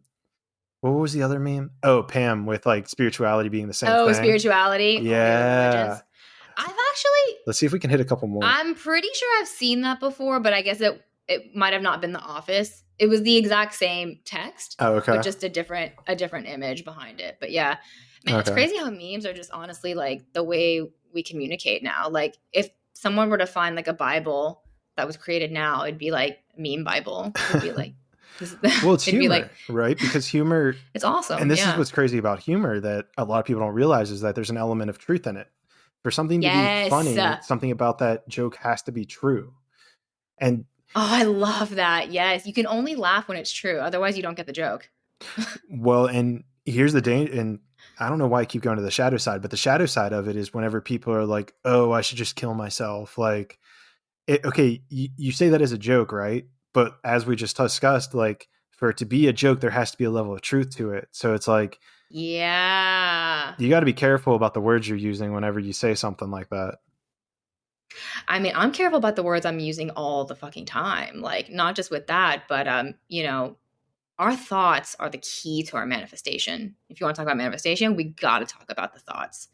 A lot of the people who get into my program or like get in my DMs, they think I'm going to just teach them some like witch voodoo magic, how to manipulate the universe to get everything they want. And I'm like, it's basic stuff. I'm like, it's actually really easy. You're doing it right now. You just are unconscious of this process and you don't like what you've manifested. So you're trying to get good at manifesting, but really what I'm teaching you is to become conscious of what you're manifesting and do this shit on purpose instead of on accident. Right. So yeah, it starts with those thoughts. And so, yeah, you mentioned a thought that got me on that tangent, but yeah, I'm always thinking about what. Oh, the joking about. Oh, the joking about killing yourself. Yeah. Like, I'm always thinking about when I make a joke, like, even if I catch myself all the time saying like, I look really bad today, or like something like that. Or, oh, I'm an idiot. I catch it right away and I'm like, you're not an idiot. You just said that, but you're not. Like, I will literally speak to myself because I have to deactivate that thought with another one. Yeah. Because if I like let that thought hang, it'll pick up energy. And then it'll be my vibration. And then law of attraction will bring me more thoughts like that. You've always been such an idiot. You're so fucking stupid. You don't know anything. You don't know what you're talking. It'll just keep coming. Oh, for sure. So it has that it ripples. Yeah. And that's something that I even do with kind of my program as well. Like, I call it subconscious programming, right? You get these things that get instilled in you from a young age, usually from your childhood. And you sometimes don't even realize it, because that's what happened with me. Make a long story short, it came down to like relationships, and there was sexual trauma from my childhood that I kind of just labeled as like, oh yeah, that happened. I know it's wrong. And, I would never do that again. But it was this subconscious program that was running essentially my relationships and running a whole bunch of things in my life. And it took me a whole lot of healing to even just realize that, like, oh shit, like this is still playing out today. Yeah, it is. And you had also mentioned that like how these story go back the stories from our childhood, or like subconscious programming. Our subconscious programming kind of comes into our reality. Yes, it was about the subconscious programming. Oh my God, I had such an incredible thought, and then so sorry, someone texted me and it distracted my consciousness. But Did we not turn off the yes, I phone? was good. No, I'm so sorry. Yeah, just It's all right. distraction. But yeah, I was gonna say something about the subconscious programming, and it was so good. It's gonna come back. Just let go. It's gonna come back. You gotta just I let go. know. That's a big thing I've been I working gotta on let is it like letting go. and let it come back. Let it go and let it come back. Because that's another thing that like if you force it too much, it's not going to come back because it's like you're trying to use your logical brain to grab onto something that came to you from like a higher power. Yeah, you're right. I'm still trying to think of it. No wonder it won't You come gotta back. let go. I'm like, oh my God, I had such a good thought about the subconscious program. It was going to be similar to when we were talking about the movies and how they reflect back to us. Oh, it's right there. Anyways, we'll come back. Well, I'm gonna let it go. Oh yeah, just let it go. Well, what I was saying was just like how the subconscious program of this sexual trauma was running my relationships and how it was, playing out even to this day, which you can even use in this whole time as an illusion thing to understand that even though this happened 20 years ago, 15 to 20 years ago, it was still having an impact on my present moment. So if time wasn't an illusion, then I would have left that in the past. That would have been no part of my current day. Yes. I mean, this is why the inner child healing is so powerful. People are starting to figure that out, but we all have like all the parts of us still within us. Like, yes, you are presenting as currently like 30-something-year-old Clayton, but like all the versions of you that existed before, like they are within you. And the They didn't future. go anywhere. Yeah. Yeah. And so that's why, like, when you do inner healing, like, you don't physically go to the past, but you heal the past. How is that possible? It's crazy. Unless time is an illusion. Are you familiar with the Akashic Records? Yes. Yeah. That was another element of, let's say, sexual trauma that I didn't even know. I did an Akashic record like meditation. I'm huge on meditation, do it all the time.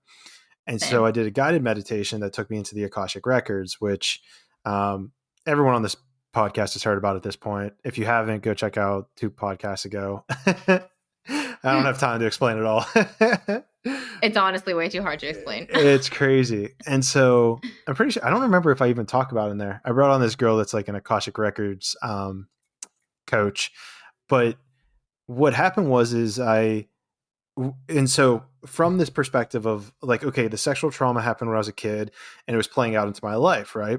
So I'm trying to sit there and figure out, like if something's going wrong in my life or if I'm doing something I know I shouldn't be doing, then there's likely something in my past that is propagated out into this present moment that is still making that occur. Well, what came to me was porn. I was watching way too much porn and I knew it was a problem, but yet I still had this program in me to do it. And not even just porn, but it was like a very specific subcategory of porn that that was very attracted to. And I couldn't figure out why, because it made no sense whatsoever. Well, so what I did was I was able to access the Akashic Records. It opened up its doors to me. I went in and, they have you kind of like go open up a book, and the book is essentially your soul and, your past lives and everything. And at this point I had no idea about any of like past lives or anything like that. And it's like, okay, this book is the history of your soul, and, kind of ask it the question you want to ask it. And I basically asked it, like, why am I attracted to this specific genre of porn? The pages flip in my mind and I see me or someone who I believe is me kind of chained up on a like a stone wall, like gray stones. Think of like a medieval time dungeon, essentially. Yeah. Chained up on a wall, and he's like kind of bent over, broken. He's got like lashes and everything. And I'm like looking at him and I'm like, all right, how the hell is this related to porn? I'm just fucked up right here. And I kind of turn around in this scene or whatever, and I can see a woman on a table kind of basically getting sexually abused by a whole bunch of guards. And I, just somehow intuitively knew that it was my wife. And Oh no. the next thing I'm what the hell happened? Like, why is this happening? The book flips again, and I am now that guy. Like, I'm actually him, kind of like looking, and I can see that I'm like kneeling in front of a Uh-oh. king, and then I look away, and the intuitive thought I get is that I told him what he wanted to hear, but I didn't tell him the entire truth of something. I don't know exactly what it was. I don't know what the question was. I don't know what my answer was. But all I know is that I didn't tell him the whole truth. I, out of fear, Mm. and this is another thing that I've seen in my own life, is that not telling the whole truth out of fear of the consequences, is that I sacrificed a part of the truth to lie to this king or to not give it to him. And therefore, he decided to beat me, chain me up, and have my wife sexually abused in front of me. And I was just like, holy shit. Like, I was like, this is crazy.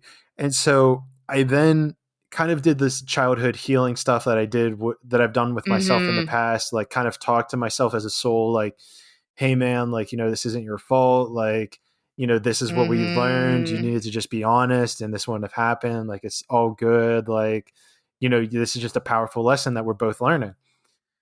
And so then, I kind of pull out of it. The book shuts. I then like leave the library, and I'm just like sitting in the middle of Brazil on the top of this little grassy hill, like, what the fuck did I just experience?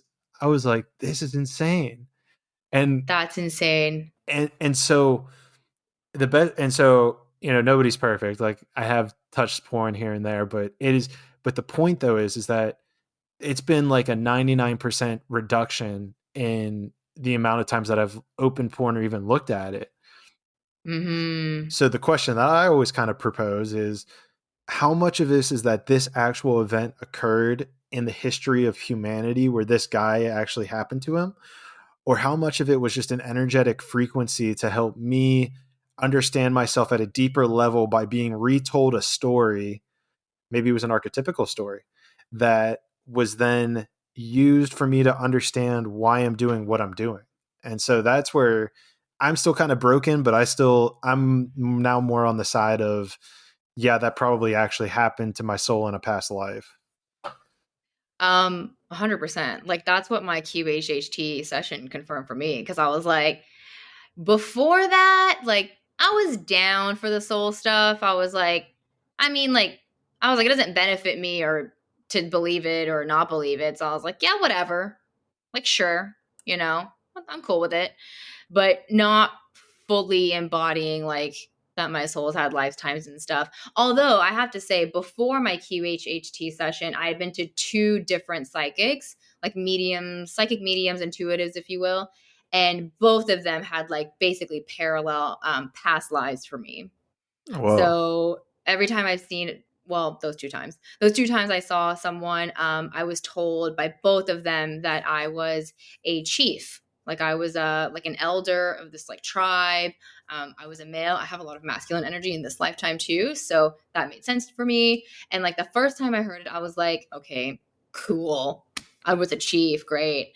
And then I went to the second person. She said the same thing. And then that was actually one of the things that came up in my QHHT too. And I was like, what the fuck? But so actually going back to that session, so she put me under and then essentially started taking me, I don't know whether it was through time or just like through space, but I eventually like landed somewhere and she was asking me to tell me where I was. And so I was like telling her like, oh, it's like kind of dark here, or like kind of cloudy. And she was like, do you smell anything? And so you're going through all the senses and really trying to identify where you are.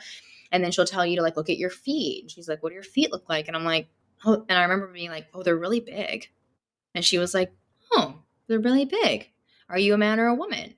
And I was like, man. Like so I was like, duh. It'd be like actually being that person. I was like, oh man. But then like I actually had a part of my conscious mind at this point come up being like, why would you say that? Like it was almost like I could actually feel the two cells within me, ego, higher self. Like ego was like Yeah. answering, and then ego was like, what the fuck are you talking about? Like I had that going on for a bit before I went fully in. But yeah, I went through my life as this person. She basically asked me to like go to my house, show me what was in the house. Was I eating something? What was I eating? Who am I there with? And I had a fucking answer for every question. I was like, there's no one here. And she's like, there's no one in the house. And I was like, they're all gone. And it was like a knowing, like I just knew that they were all gone. And she was like, what happened to them? And I was like, they died. Like, and then she was like, what do you do when they're not around? And I was like, I hunt.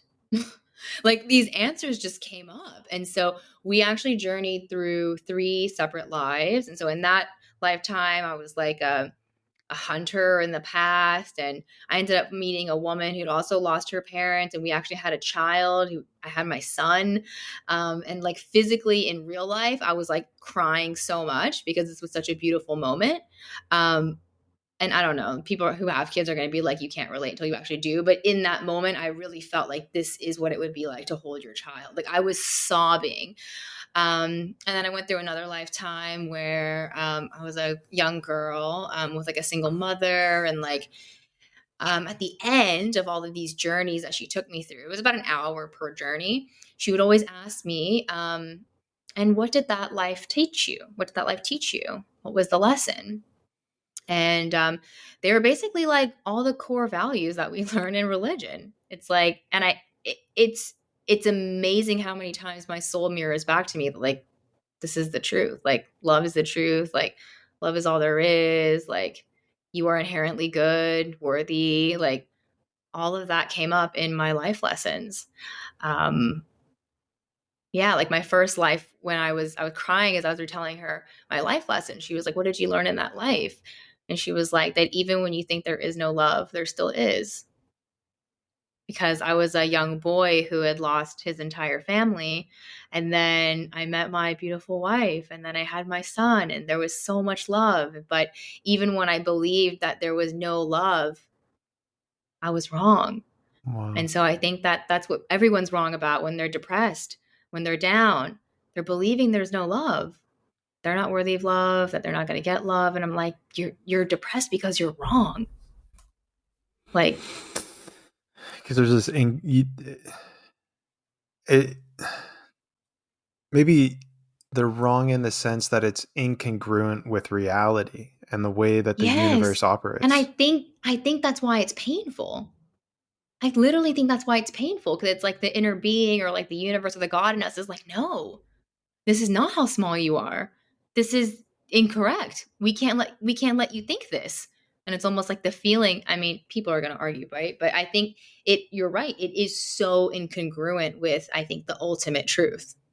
Well, because then there's also usually a resistance to experiencing that emotion, right? Like if you're feeling depressed, there's a resistance to get away from it, right? So you don't, Which creates more of it. right? And so Yeah. it's almost like if you were to just, and this is what I've experienced, not to the level of depression, but what I've experienced is that if you dive into that feeling, you do find an element of love, of something that is at least closer than what that feeling actually is. Yes. I believe that depression is suppressed emotion, right? It's deeply suppressed. But like you said, if you go into it, it doesn't get suppressed, it gets released. There's actually a quote, I forget who said it, but they said bliss is feeling an emotion fully.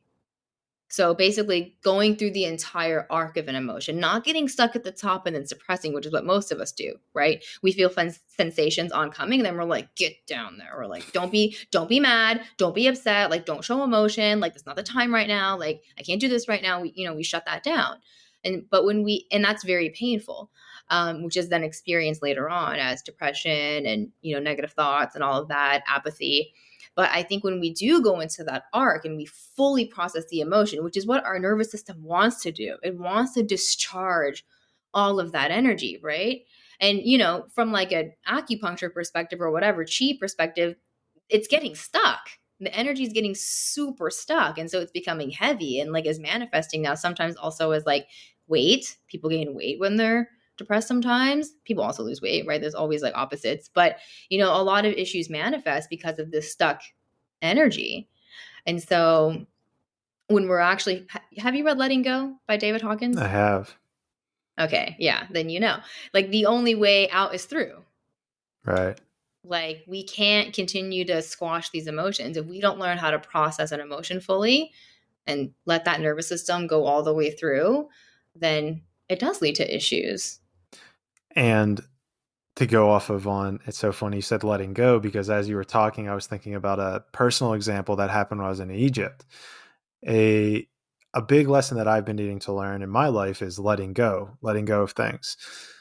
Um, there was a relationship. Well, I mean, we don't have to go into that, but just a relationship that I should have let go of sooner. But it's that's a whole thing on its own. But let's just say that it exposed to me that I wasn't letting go.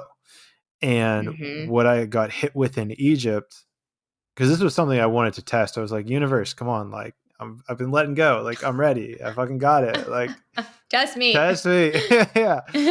There's a necklace that if you go back to any of my YouTube videos of past videos, which is crazy in its own right, but there's a necklace that I'm wearing, and it's now no longer around my neck, because what it is it's I got it for my birthday a year ago, and it was a 9mm gun shell, and in the middle was a crystal. So I absolutely loved it because I kind of saw it as this, like, the steel Dualistic. being kind of this. Yeah, I saw like the steel kind of being a little bit more logic Yeah. minded, or this physical material world protecting the crystal nature, this like mystical world. Yeah.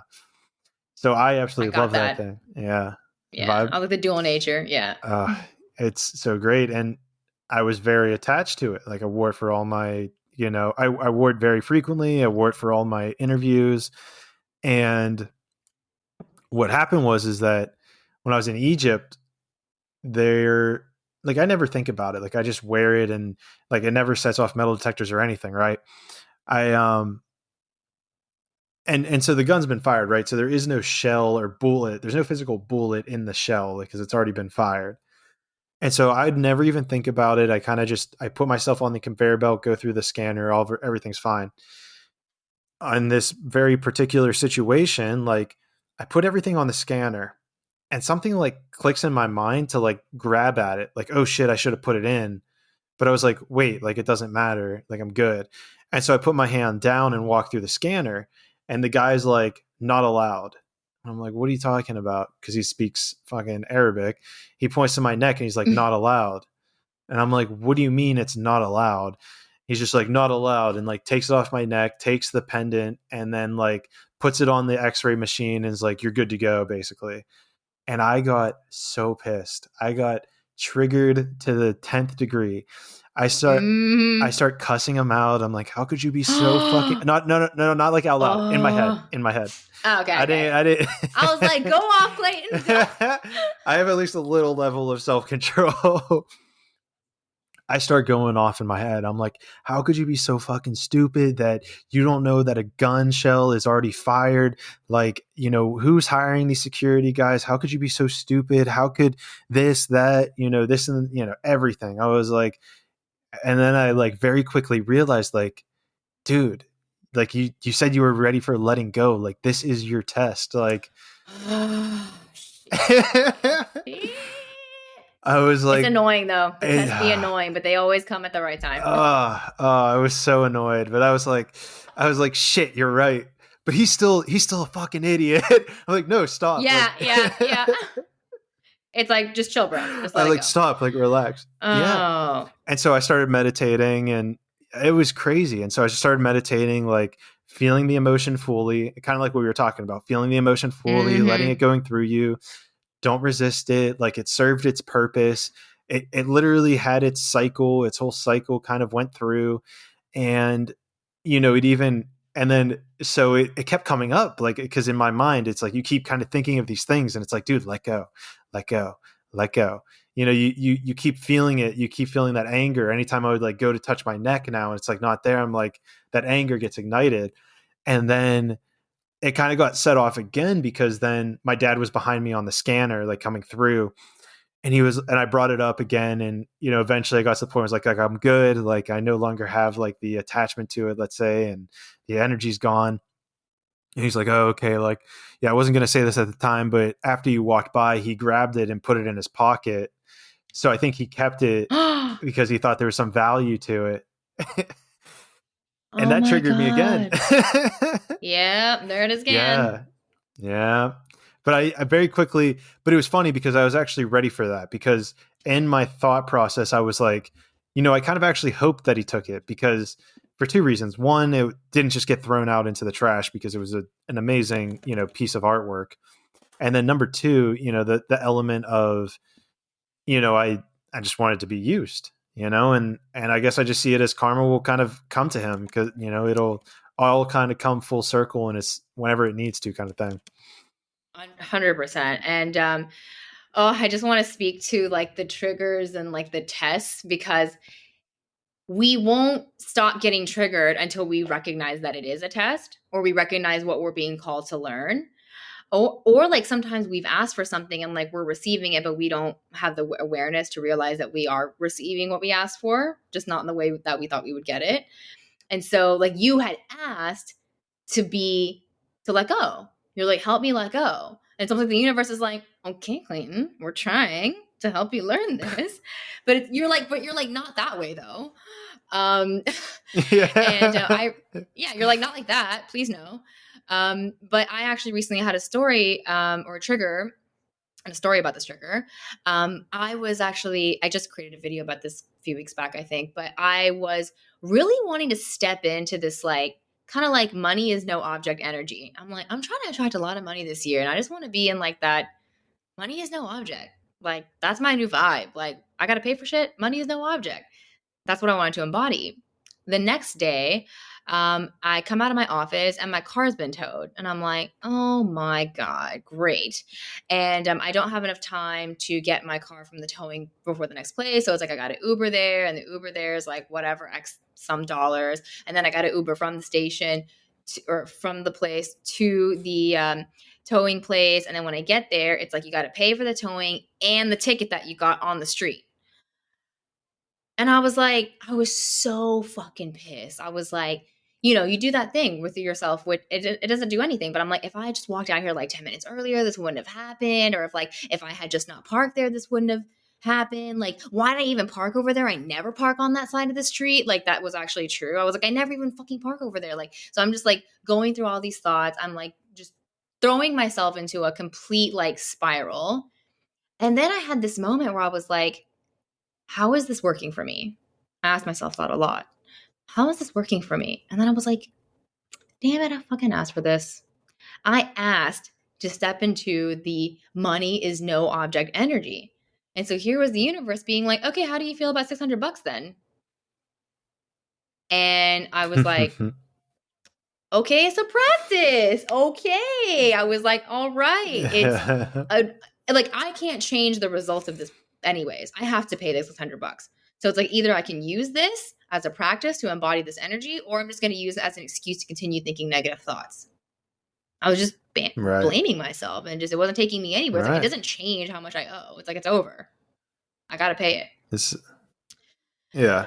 And then I turned it into a spiritual practice where I was just like, how trusting can I be that like this terrible inconvenience, which is not even that terrible, like let's have perspective. Like we get into a tizzy about these kinds of things all day, every day. And it's like, it's not a big deal. Right. And so I actually went up there to pay for this as if like, I can't even tell you, I embodied like what it would feel like, what I imagine it would feel like to be like the richest woman in the world. I was like, I don't care. I'm like, 600? Okay, cool. Whatever. Let's go. I'm like, receipt? No, I don't need that. You want to add more zeros? Like, why not? Yeah, because it's like, why not? Right? Like, why can't I embody that energy? I actually give this exercise to some of my clients, but I tell them, I'm like, whenever you go in to like buy like a pack of gum or whatever, buy it like you're the richest fucking person you know. Because here's the thing. Even if you were the richest person, that's going to cost the same. Right. So you can practice. Like when I'll go buy a Kit Kat and I just pretend I'm so rich. And it's not like I'm doing anything different. Like no one can tell that I'm doing that, but it's an energy. It's an energy. Right. Okay. And like now I'm embodying this feeling of like, I'm so rich, like I'm so abundant. Now I act different around people. I might be a little bit more open, a bit more just like excited, like just a bit happier, right? Because that's what we want from money, anyways, right? We think we're going to be happy. Fine, be happy now. See what happens. And that leads to more money. It's beautiful you say it that way, because I remember for the longest time I always kind of had the thought process, and this is before the spiritual awakening, was, well, I'll tip an excess amount when I am rich, right? And all the That's time, a trap. yeah, all the time I would tip like 20%. But if I was rich, I'd probably be doing like 30 or 40%. Then Exactly. then what I realized through the spiritual awakening is, wait, no, you don't get to do it that way. Like, if time's an illusion, then you already are rich. So why aren't you just tipping more? And I was like, shit, that's a good point. I should be tipping more. And even there's a book called Happy Pocket Full of Money. I'm not sure if you've read that.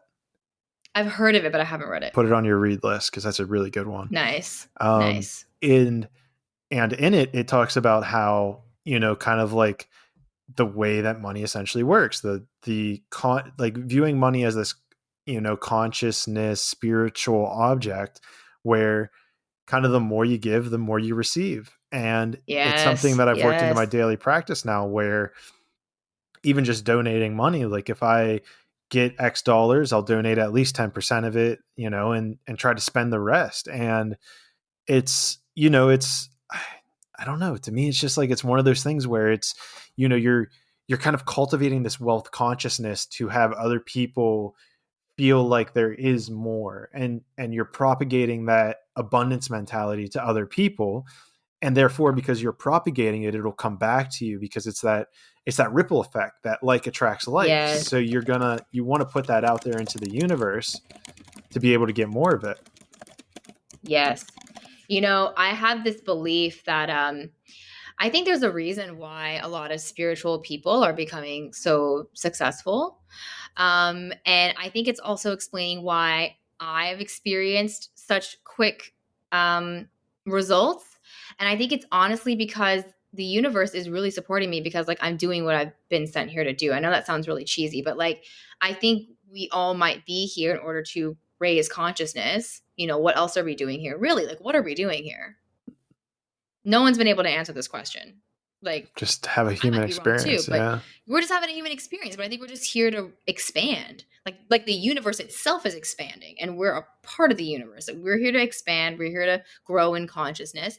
And so I almost feel that it's such a no-brainer that I'd be successful in doing this, because I'm like doing like quote unquote God's work. It's like Yes. what what the universe wants. So of course the universe is going to get behind me. It's like, yes, we're expanding consciousness. Of course we're going to support you in doing that.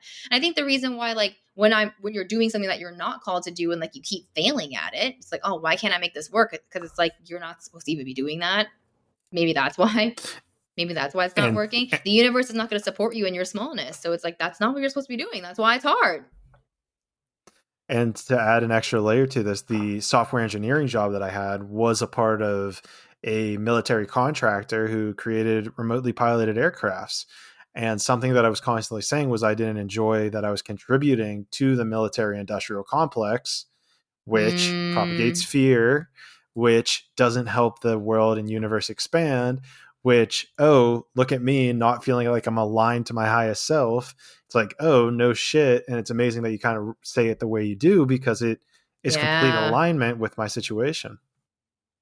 100%. Like I have full trust. Like I'm going to be fine, because I'm literally trying to spread love and expand consciousness. I'm like, that's all there is in this universe. That's the only truth of this universe. So if I embody that and try to spread that, it's like, there's no way I can't make it work. That's like, that's the thing. I think, I think every person that is doing really well, like at the heart of it, like that's what's happening. Like they are in some way trying to spread love or expand consciousness. And so I think that's what happened with you too. It's like, that's why what you're doing now with having these conscious conversations, that's taking off, because it's like, that's what the universe actually wants more of. Right. It's like, this is how we grow. This is how we expand. So this is how we grow, right? Like how many people are going to listen to this? I don't know. But like, this is how we grow. Like this is serving the greater good. And I think this is why we're here. And so that's why a lot of these spiritual entrepreneurs are finding such great success, such material success, right? Um, because I think that they're really doing what we're here to do, which is just teach people to be more themselves. Yeah, just find yourself. And that's something I kind of always kind of bring back to, right? Because we talk about how it's like, oh, like you got to get out of the 9 to 5, you got to quit the 9 to 5. But there is an element of people who decided to incarnate and not have a life full of struggle, like their life. Like I have a buddy from college who was a computer science guy, and so he's a software engineer now, and he just loves life. Like this kid just emits love, but he works his nine to Hmm. five and he plays video games at night. And I visited him before, like kind of going to Brazil and before going to Egypt and everything. And he was just like, dude, like I'm so happy for you for like going out. Like I wish I had that drive to go somewhere, but like I'm totally cool just living in Florida and being a computer scientist, 9 to 5 and gaming at night. And it's, to me, it always broke me. I was like, well, if you want to do it, just go do it. But I mean, there's a Yeah. level of people who are like, kind of just taking a lifetime off. They're just like, I'm just gonna enjoy like just chilling. Not, I helped expand maybe in a different life, and I'm just gonna chill in this one. Yeah. I don't, I mean, I don't know. I just can't even confirm or deny that. Like, we don't actually know. Right. But I think, yes, there's some level of truth to that. I think there are some people who are they're just here to hang. But, I don't know. What do you think? I kind of You compete. sound like I don't know. you're holding something back. It competes with one of my like what I feel is a supporting belief, which is that like I think all of us are here to do something. And but that something doesn't have to be like a big thing. Like I say that and people are like, oh, so like I have to, become well known in my passions or what. And I'm like, no, no, like you can do like a big meaningful thing in a small way. And so I don't know, but maybe he is doing that. Like maybe, I mean, look, he's inspiring maybe other people to just live life and enjoy themselves. And maybe, maybe he is expanding in a way that I'm not aware of. Yeah, maybe, and it's a comparison game too, right? Because he's not Yeah. expanding in the way that I'm expanding, but at the same time, I don't know. I guess it shows me that there are people who just can have a 9 to 5 and still love life, right? Yeah, It's absolutely. not like if you're in a 9 to 5 you hate life. It's like no, it's still No, possible to love life in a 9 to 5. absolutely. Absolutely. Yeah. I don't think that, well, I don't know. Like, is that what people are saying online now? That, like, you can't be happy? I think you can be happy. You can make the best of any situation. And I definitely think there are a lot of people who are, naturally inclined to do those types of jobs. I just didn't happen to be one of those people. But yeah, I think there are certain people too who are like, I like those hours. They feel good for me. Like, I like going there and then I have a little bit of a morning and then I get home and I have the evening. And yeah. Cause I mean, you could argue like, yeah, we're entrepreneurs, but like, we're working a lot. Like, All yeah, right. I'm doing it from my own home. I might be doing it in Spain. You might be doing it in Egypt, but it's no walk in the park. There's a lot going on. So Yeah, and I think it's definitely not less work. yeah, oh no, that's for sure. And I think maybe to extrapolate on what I was saying, it was more of a personal lesson because it's the hour projection of the only thing that I've experienced in my job, my 9 to 5 was not liking it and being surrounded people who didn't like their job. So then having him even as a friend, I can see that there are people who like their 9 to 5. So, that could be his Yeah, lesson for me is that, it is possible to be happy in your 9 to 5 and to absolutely love life and to emit that around the world, to still emit love in that position. absolutely. Yeah. Yeah, we can find love in all places. Yeah. That's a beautiful Yeah. thing. Something I didn't ask you, and I guess we're at like the 2 hour mark, but I usually ask people this story in the beginning. And I'm curious what your Oh, answer is that what is the first thing that you wanted to be whenever you grew up? an author. An author? Yeah. I was actually just talking to my coaching client about this, and I know it's going to happen at some point, but I have always, always, always wanted to write a book. And this was, I think, my secret desire. I think all of us have a secret desire, like that thing that, like, if we knew like for sure what happened, we'd like totally fucking go for it. But it's the thing that we're almost like embarrassed to admit to ourselves that we like want to do it. Like if someone asked me what I wanted to do when I was growing up, I it'd be like, I wish I could say author, but like, I'm not going to say that because like that's embarrassing and weird and like no one's an author, right? Which is not true. There's like a ton of authors, but you know, I grew up learning that that wasn't like a legit job. Like you can't make a career as an author, but I grew up like just scribbling stories in my notebooks. I was so weird. I was like 7 years old, and I remember like buying this calendar and like cutting out all the quotes, and having them all over my wall. I just like from a young age, I was like reading quotes and stuff, and it's weird because now sometimes people will quote me, and I'm like living out my mission, like. But yeah, I was like obsessed with quotes, writing stories. I eventually became like quite an avid writer where I'd even like compete in like writing competitions. I won several of those for like whatever excellent writing, and yeah, proceeded to just be a really good writer all throughout high school, and then consider like at one point like majoring in journalism. But at that point, I was actually still between like deciding if I was going to dance professionally or go to school, and I ended up dancing professionally. But yeah, all the while, like even when I was dancing, which was something I gave a lot of my time and energy to, but I always remember thinking like, but if I could do anything, I would write. I wouldn't go be a dancer. Like that wasn't actually my deepest passion. It was just something I happened to be good at. It was a good hobby. But yeah, I didn't believe that I could do it for the longest time. I only started believing it like this year. Really? Yeah. It just like came back to you? Yeah. It actually came back to me because a lot of people comment on my videos, you should write a book. You should write a book. And I'm like, funny you say that. I've always wanted to write a book. And this is nuts. So this wasn't an Akashic Records reading, but this was a intuitive something reading with Reiki sessions. So, you know, she did some Reiki, and then I just laid there quietly. And then at the end, she like read me like a bunch of downloads that she got about me. And the first thing she says is, I see you scribbling. Do you write? And I was like, yeah, like, you know, like just, yeah, I write, but like not for anyone or for anything. And she was like, oh, I see that you've written something, and it's very important. It's very important to the world. And I was like, why is it important? And she was like, because it expands consciousness. And she said this to me 2 years ago. And I was like, are you telling me I'm going to be an author? And she was like, I'm not telling you, like they told me.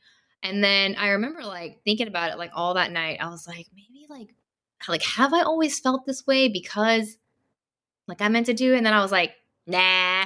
And then I just like, you know, talked myself out of it for like another 2 years. And like I didn't really write seriously. I like always write like as I journal, but you know, sometimes I get this random hit to write.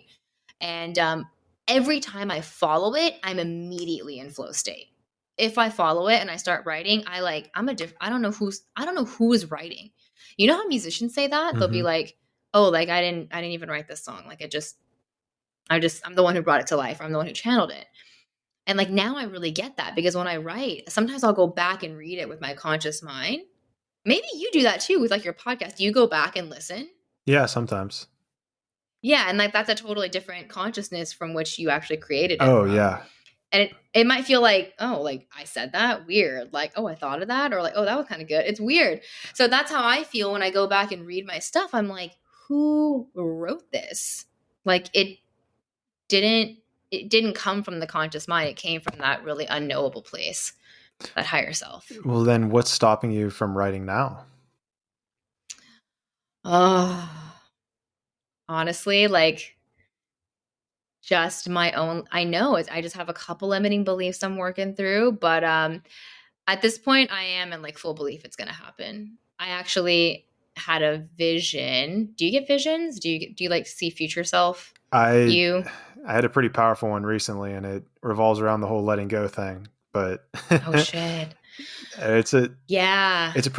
well, I don't want to go too deep into it, but yeah, I had one that was interesting because I thought the opposite. I got a vision that the opposite was true, but I see that as now a test because it was a test to let go, which I didn't do in that moment. it involved, well, I'll just say that. And then this necklace thing happened. And then a week later, I got the exact opposite of that original vision. And now I'm seeing that as a test to let go, because it's like the thing that I actually Mm. really want, if that makes sense. And so, yeah, in short. You're like, yeah, I get visions. Well, and then I had a vision whenever I was in Jerusalem, that my dad, who is like has a bad knee, he's been working on it with crutches. I got a vision that he was going to fall whenever we were walking through Jerusalem. And I remember having like a conscious thought of like, well, if he falls, like, how do I stop it in the best way to make sure that he doesn't like seriously hurt himself? And, I was like, okay, I got to like shoulder him and like, to keep him upright. And not even Yeah. 2 minutes later, he's walking behind me and I just hear his like sticks give out, and I turn around and he's like basically falling. And, I then just shouldered Holy him and shit. kept him upright. I was like, yeah, that was a trippy one on its own. But to answer your question, yes. Yeah. I've been really learning to trust them more But your because vision. this is the thing though about any sort of psychic ability, which I'm starting to really tap into the reality that we all have them. They just get really suppressed. But I used to think like people were bullshit when they say that. They'd be like, "You're psychic too." And I'd be like, "Shut up." I'm like, "No, I'm not." But I'm like really starting to tap into Don't it make and me like seeing blush. like, yeah, I'm like, "Nah." And now I'm like, "Oh shit, I think I am." But if I am, then everyone is. Like that's been trippy. Exactly. So I actually had a vision recently and it was so clear. It was like I was at a book signing and I was like signing my own books and people were like coming up to me and being like, this changed my life. And I was like, holy shit. Yeah. And then I like kind of like, snapped awake. I wasn't asleep, but like, snapped out of it and was just like, I think I just saw a memory from the future. Yeah. No, I I completely think, did it feel like this yeah. like alignment, like this surge of energy goes through you of Surge of alignment? energy. Surge. It's, Yeah. it's like bing.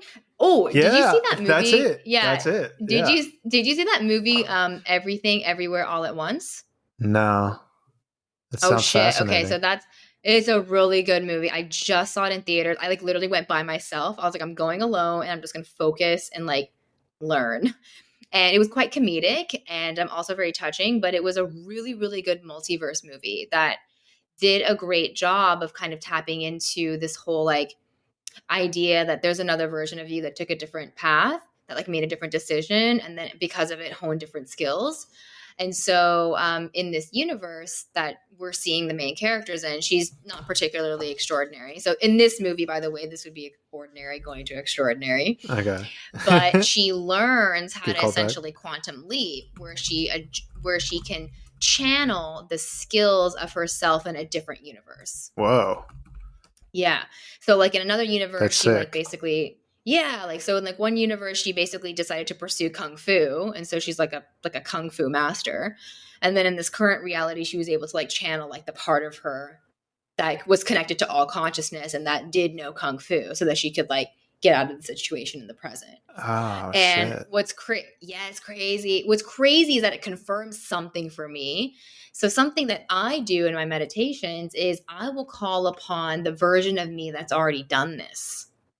I'll be like, okay, like what did you know? Or like what do I need to know about what I'm about to go into? Or like, what piece of advice do you have for me? And like, can you give me what you use to get through that or something like that? Because I think once again, like past, present, future, it's all happening right now. So like, why not? Like I can call on that part of me that's already gone through this difficult thing or like already knows the answer to this and like literally channel that message. I love that. Yeah. Something I have been playing around with or trying to figure out is, if I had one superpower, it would be to know every single language in the entire world. So, Hmm. based on Akashic records, based on this, could you not, is there not a way that you could instantaneously, let's say, download a language like into your subconscious and just to be instantly fluent? Like something about that feels true to me, but I can't I know Yeah. it sounds crazy as fuck. I know I sound crazy by saying that, but But it's not crazy as fuck because that's what like babies do. right? Like Like that's literally what babies do. They just literally their subconscious just downloads all the data and then all of a sudden they know how to use it. That's what actually got me into linguistics. I took a linguistic development class or speech development class and I was like, what the fuck, y'all? Like I was like, do you guys know this? I was like, did you guys know how we learned how to do that? Like, are you guys seeing this? Like, I was freaked out. Like, there's, as much, Noam Chomsky's like big with linguistics and all of that development, but like, there's all of this research, but like, we don't actually know how it happens. Like, all we know is that data is introduced. So like sounds and that like that's all we know. because We're like somehow from the data we pull the patterning and yeah. because all it is vibrations. All we're doing right now is just vibrating our vocal cords in a certain way that generates an image in our mind. Like my vocal cords are vibrating in a certain way that creates an image in your mind that then you can vibrate your vocal cords to put an image in my mind. Yes. Okay, you want to get trippy? Please. Because that's true, it doesn't matter what you think. It just matters what you feel. So you can pick any fucking thought in order to feel better. Whereas like people think they need to believe like this like super complex like thought. Like for example, people think they need to believe in themselves. I'm like, no, you don't. You can just believe in something like adjacent that you can believe in that would make you feel the same. Say that again. It's so hard to explain, but like basically what I'm saying is that it doesn't like the words you use because the sounds we use are like you said, they're just vibrations. So it doesn't matter what words you say then. Like, but the thing is we'll try to force thoughts that we don't believe yet. So for example, someone who's going from like I love my body or I hate my body to I love my body. Okay. They're like, oh, I really want to get to like I really want to believe I love my body. And I'm like, but you don't yet. That's not resonating with you. That's not shifting your emotion. So you need to believe in something that you imagine will feel like when you do believe that thought. So if you imagine that when you believe, oh, I love my body, that you would feel happy, then I'm like, what makes you feel happy now? Right. People be like, I don't know, like my dog or my family. I'm like, great, think about that. Because that's the thing, the thought or like the statement, it's arbitrary. Well, then can't you just kind of live in this state of bliss or happiness or joy, and then whatever thought comes in would essentially manifest because you're already in that state of having? Or sorry, I thought you were going to ask something different. I thought you were going to actually ask, so if I'm in that state of no vibration because I'm in like no thought. No. Did you say no vibration? No, just like of joy, like the state of joy or happiness. Right. You're in the state of joy because there's no thought. That's how I know joy is our natural state. When there's no thought, we are joy. Right. So in essence, and this is something that gets kind of trippy with manifesting, right? Where if you're in the state of joy, then you're not worried about having things that you need because you already technically have them. Yes. So there is no this is how we attract need or want or anything because you already have it all. So therefore, how do you kind of push your life in a certain direction to what you want if you're already in a state of joy? Or is it just that you're now in a state of joy? So everything that you wanted, all these things, your higher self wanted all these things, or maybe even your ego did. But because you're in a state of joy, all those things are just going to be aligned to you instantaneously. Yes. Well, maybe. Yes, aligned to you instantaneously, but not necessarily physically manifest instantaneously. So actually, Abraham Hicks talks about this all the time. Her entire concept is ask and it is given. A lot of people get tripped up on this because when they hear it, they're like, okay, I asked, but I don't see it. Right. Because they go looking for it in the physical environment, which then knocks them out of alignment. What they are saying is that when you ask for it, you create its vibrational equivalent, meaning like you have now created the reality in which you exist with this thing that you've asked for. It's real. How do we know it's real? Because we're thinking about it. Thoughts are real, right? They're not physically tangible, but they're real. They're thought forms, energy forms. And so after we've thought of it, we're going to have to energize it with an emotion. And then that emotion would, or some people would say, is our behavior. It'll generate our behavior, right? There's what I'm learning too is like every spiritual teacher is saying the same thing again with the same word. It's like the religions thing. Like we're all saying Yep. the same thing with different words. Joe Dispenza says like you're creating a future outcome in the present, like physiologically or whatever. But like all the manifestation teachers are saying the same thing, just with different jargon. But essentially, yeah, you're going to think a certain thought, and then you're going to, and it's going to engender an emotion. And then from that emotion, you're going to take an action that's in alignment with that reality, and thus attracting it to you. But you don't go towards it. And if you are in a state of joy, then most likely there's no resistance. So then there's no resistance to taking any action. The thing that people don't realize about resistance is that like the action that you're resisting is not difficult. What's so difficult about it is your mental anguish. It's like I can't do it. It's going to be so hard. I don't know what I'm doing. That's what's making this hard. For example, I was just grappling for like months about like incorporating my business. And I was like, what? And then it was like a Google search and like a form fill out. It's not hard, right? It's all my thoughts about how like, I don't know what I'm doing. How do I get a business number? This is so stressful. Like that, what's difficult is our own resistance, not the actual action. So then when we're in joy, we can act more quickly and things will happen more quickly. And so then was it you coming into the state of joy that allowed for it to be incorporated much faster? Joy and not attachment. This is the thing about manifesting. You get it as soon as you don't care. It's so annoying. It's like, how do I get it if I want it? And then like when they learn that they have to stop wanting it, they're like, but I don't want to. And I'm like, no, what you're saying is you don't want to be unhappy because you've outsourced your happiness to that thing. So of course you don't want to give up the thing. You're like, the thing is my happiness. I don't want to give that up. And then it's rewiring them and helping them realize, no, the happiness is not in the thing. You've tied it to the thing. And you have a lot of conditioning that tells you, no, it is the thing. Right. And it's unlearning that it's not the thing. And so that's another thing. All the different coaching programs and podcasts, I swear, like the lesson is the same, which is that like it all comes from you. It's all you. You get the love from you. You don't need it from the thing. And so then when you have the love because it's within you, then you detach from it. Now you actually really don't need it. And then the most ironic thing is like that's exactly when it comes. It's like when you chase the feather, it's like you like with every hand movement, it just keeps moving. But if you just sit there and don't move, the feather lands on your lap. Yeah. And you're like, oh shit. That's how you attract. Well, and that's very fascinating too, because I first noticed it with women, which, maybe it was probably from a little bit more of an egoic standpoint originally, but it transferred into other aspects of my life where it was almost like doing less was more. It was almost like, don't try. Yes. Like there's no need to try in a sense. Trying is just literally not going with the force, like straight up. Like Abraham Hicks talks about this all the time as well. They're always like, everything you're doing is upstream and nothing that you want is up there.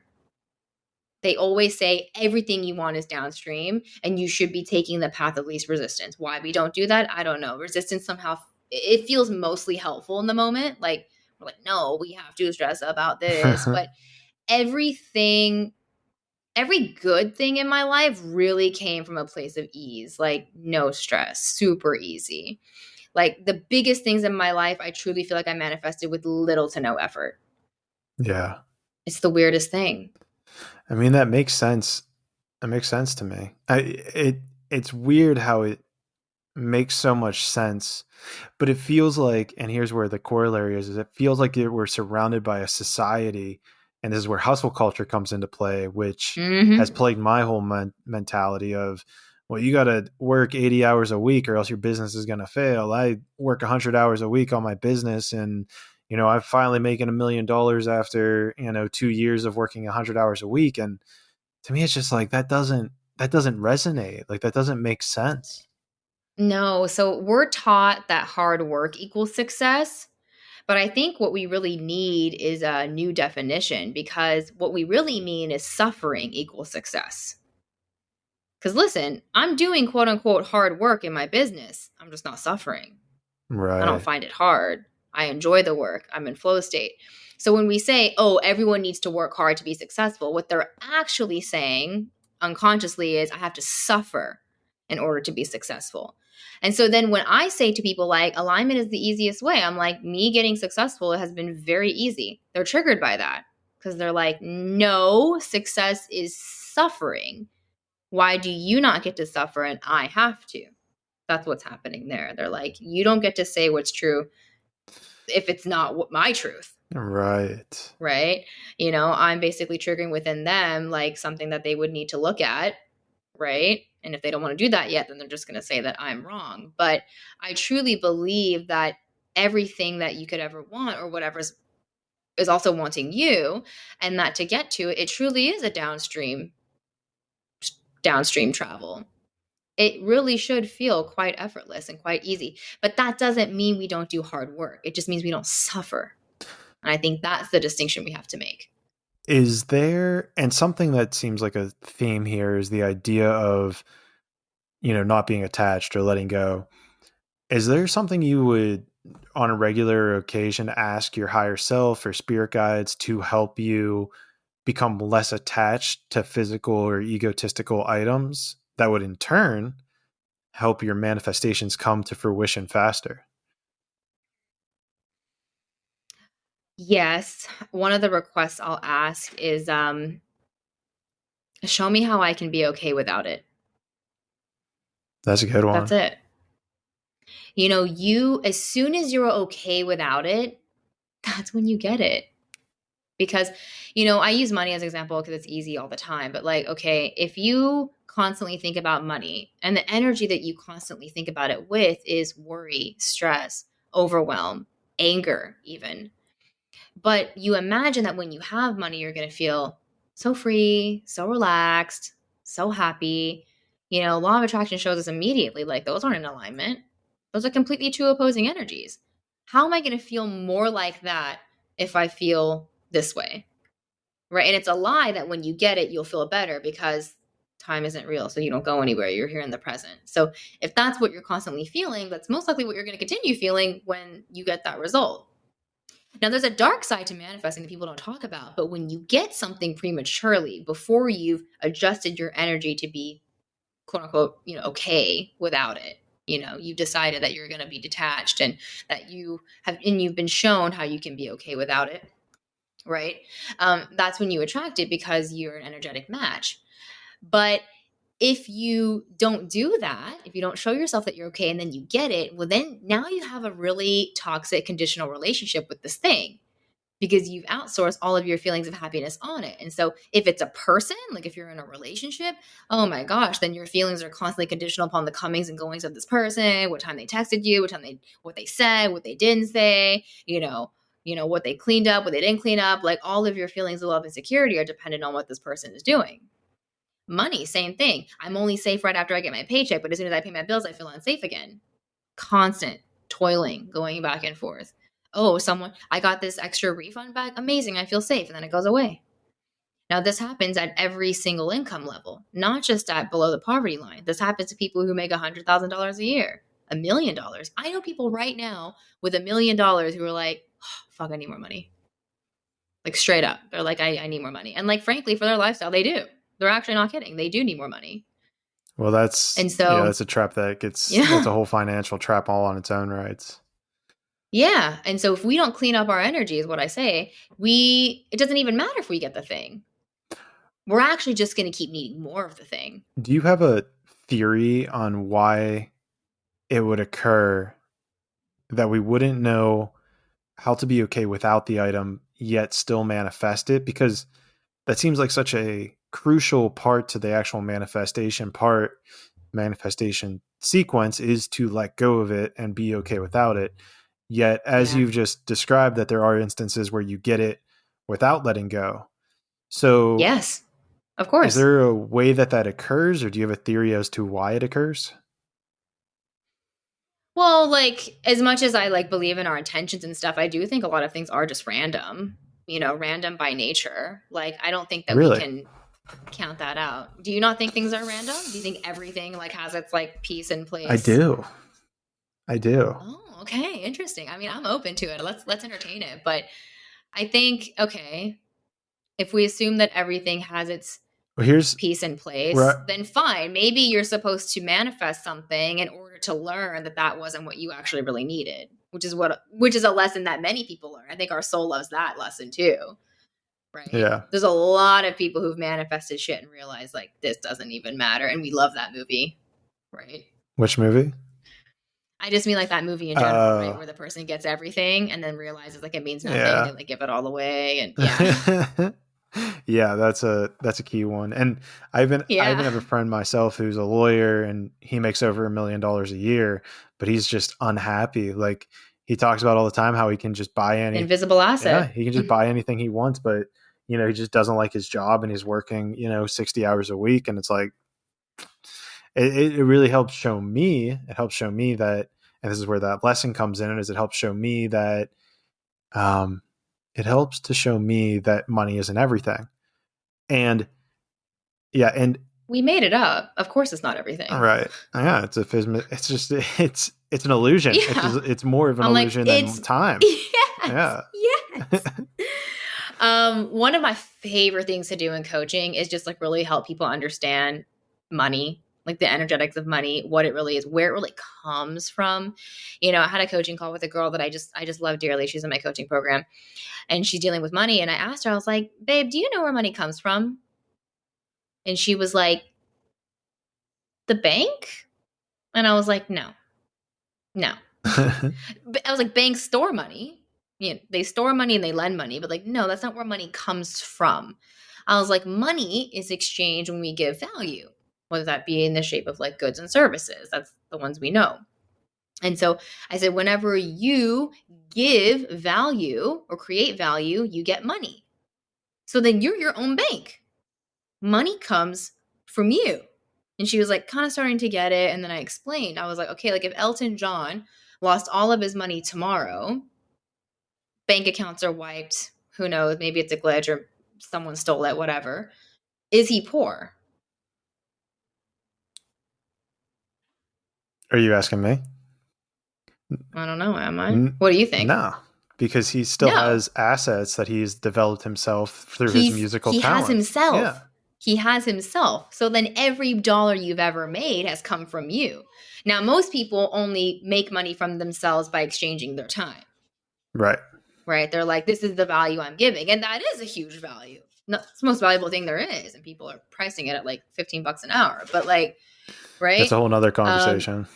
That's a whole nother conversation. But you catch me. Yeah. You catch my drift. Well, I think you should, and this is going to reignite you should watch, or you should read A Happy Pocket Full of Money, because it goes into this whole thing as well.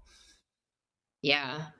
Yeah. Money is truly, that's why I don't worry about money anymore. Cause I'm like, well, as long as I'm doing what the universe wants me to do, then I'm obviously going to make money. Duh. I see it as like divinely protected. Yes. Yes. Yeah, which is what like the Christians say. Yeah. Like that was like, remember that's what my friend said when we had that conversation where she was like turning to God and I was like leaning into spirituality. I was like, oh, we're doing the same thing. Yeah, she basically said like, I just know that like, God's always with me. And I was like, interesting. Like kind of feel the same way. I'm just not saying God. Our vocal cords are I making different vibrations. Yes. Yes, they're vibrating at different frequencies, and we're having different pictures in our mind, but it's the same lived experience.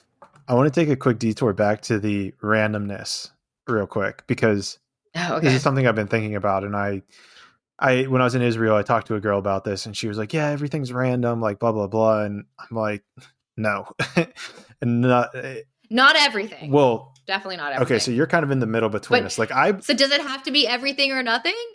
Does it have to be everything or nothing? Because I think I am in the middle. Well, I love gray area. No, that's fine. Please be there. Be there for this conversation, because where my mind goes, this is a logical thing, is that if there was some elements of random, then math would not work. Like sometimes 2 + 2 would equal 5, but yet it always equals 4. Okay. So to me, the fact that so many mathematical equations are always the same, or they always show the same outcome. To me, that says that nothing can be random. But math doesn't explain life. It's just something we made up. But it shows And the underlying structure that all of this is predicated on. that's like a really Are you a math lover? I guess you are because you're a software engineer. Well, I'm So definitely like a math nerd at kind of some level. Yeah, I don't know if yeah. I'd label myself a math lover, but Yeah, I don't know. Like you're really believing that math is like but I just always think about how like we made up math. So like, you know what I mean? we made up numerical representations For math? Yeah, to okay. understand the underlying structure of what we're dealing with here. I see what you're saying. I see what you're saying. I don't know. I have to think a lot about this. I'm gonna ask my dad. My dad is the first person I started having like all of my spiritual conversations with. And he's a huge philosophical nut. But yeah, this is crazy. Like you could say my spiritual journey started when I was like maybe Oh 11. wow. I yeah, my dad actually almost died of cancer when he was 40. And so when he got the cancer, that was when he started like getting into spirituality. He was like, all right, I'm dying. So like, what's going on?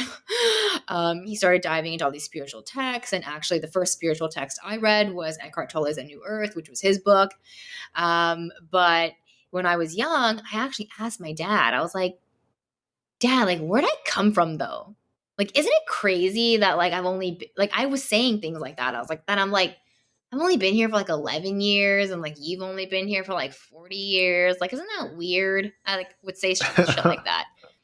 And then my dad was like, no, Sam, you've been here longer than 11 years. And I was like, huh? And he was like, you always are, you always have been, and you always will be. And I was like, okay, whatever. But it's like, it's stuck with me since then. And I think he was on to something. He was like, you've always been here. That's maybe why it feels so weird. Like, this is just like your current physical, like, incarnation. But yeah, you've been here. You always were here. Yeah. It's kind of a crazy way to think about it. Right? Yeah. Because if it's I, if it's infinite, if yeah. everything's infinite, then now the present moment is always occurring. And I have a quote that I posted on my Instagram about this. It's like, death is merely just another moment in consciousness. And this what really opens up the lens of the journey of souls. Yeah. Yo, look, I'm excited for death because Something you don't hear every day. but not in the way that humans measure it or view it. And also, I have to say, North Americans in particular, I think, have the worst concept of death. There's a lot of different cultures in the world that do not see death in the same way. Death truly they see it as a return. And what's really interesting is I remember when I had a family member die, my parents kept saying that he died, but they were using it in a different way. So there's different ways to say that someone passed away in Korean. There's like died, as in like a plant dying or something. But then you can also use dead for humans, where it sounds like almost like turned back around is like how I would say it in English. Like went back, like returned, went around, something like that. Completed a cycle. And yeah, exactly. And so that was trippy, realizing like, oh, like the language actually accounts for like this understanding, at least in Korean and maybe other languages that I'm just not aware of. I'm sure. But we see death in the West as an ending. Whereas I think in many spiritual texts and even languages, it really as seen as like cycle ending, but like always beginning because it's a circle. Well, and I think it's in Irish culture. Well, they'll actually like throw parties whenever somebody dies. And I think it's in that same vein of, okay, you've completed your karmic loop. Like you've Yeah. served your purpose here, essentially. Like you pulled it off. You did everything you came here to do. Yeah. Time to go return and come back anew. Yeah. Have you seen the movie Soul, the Pixar movie? No, but somebody just Oh brought that up. shit. Oh, the girl who was like her mind was blown about the Lion King. I told her about Journey of Souls, and then she brought up Soul and was like, "Oh, that's basically the same thing." And I was like, "Of Basically. course." It's really not a movie for children. I watched it and I was like, this is highbrow. Like actually highbrow. Like some of the names they use in the film and just obviously the concepts that they touch on, which are literally about Journey of Souls. Um, yeah, apparently they did surveys of like what did the kids take away from the movie versus the adults, and it's an adult movie. But highly, highly recommend. Okay. Really, really sends the message that who you are is like an infinite being, and you have no identity that you'd recognize here on earth. There is no like gender, there is no thought, there is just your essence, essentially. Interesting. Your essence, which gets incarnated into these different bodies over and over and over again. That's interesting because I do know, and this is something I brought up whenever she was talking about it. It's just called Soul 2020. Yeah, it's so good. Is because we were talking about past lives, and a topic that came up was the Hmm. idea of how kids, and this has been crazily Oh documented. my You god! already know what I'm saying.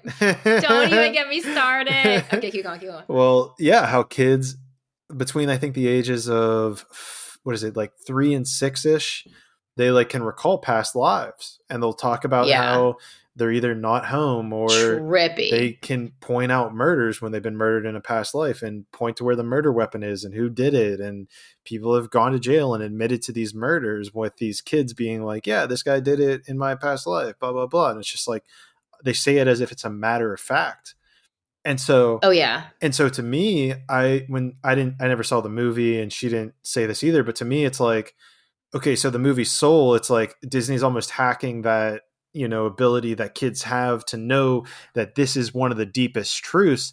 And it might be There it unfortunate is. that they made it in the sense for adults, because it's like, no, you should have made this for kids, because then they would have loved it and thought it was the greatest movie of all time, because it would have been so real to them. It would have been more real to them than it would have been to the Mm. adults that are watching it. Oh, that's so trippy. Right? I mean, like you caught me at a good time, and you're just the right person to be talking about this. But yeah, like I geek out over those videos and stories about the kids, Crazy. and like like at the end of the day, like we don't know, we just can't explain that phenomena. But like I also know that just because we can't explain phenomena doesn't make it not real. Like there's a lot of things we can't explain, like, but that doesn't make them not real. How the Great Pyramids were built is one of them. Yeah, it's like it's literally real, and we don't know how that happened. Have Like, you ever heard of the Law of One, the Raw yes, stuff? yeah. So I read in there that Raw Oh, says, you read it like just straight up? no, I haven't done that I yet. find it so I'm gonna dense. I find it. I'm gonna do that at one point, but you can actually go online and you can search like certain keywords that Raw talks Uh about. huh. And Uh so the huh. one I searched was pyramids. What Raw says is that they created the pyramids from pure thought form, where the Thought to a thing. A manifestation. they physically Yep. manifested it from a pure thought form. They talk about how if a person is clear of egotistical desires, that they can actually do it as well, where you're just at this such a clear-minded place where you can just physically create things on demand. And they said that they actually did that with the pyramids. They start talking about how the pyramid was geometrically designed in the perfect like coordinate plane, and it was pointing to a certain Yes. point in the stars.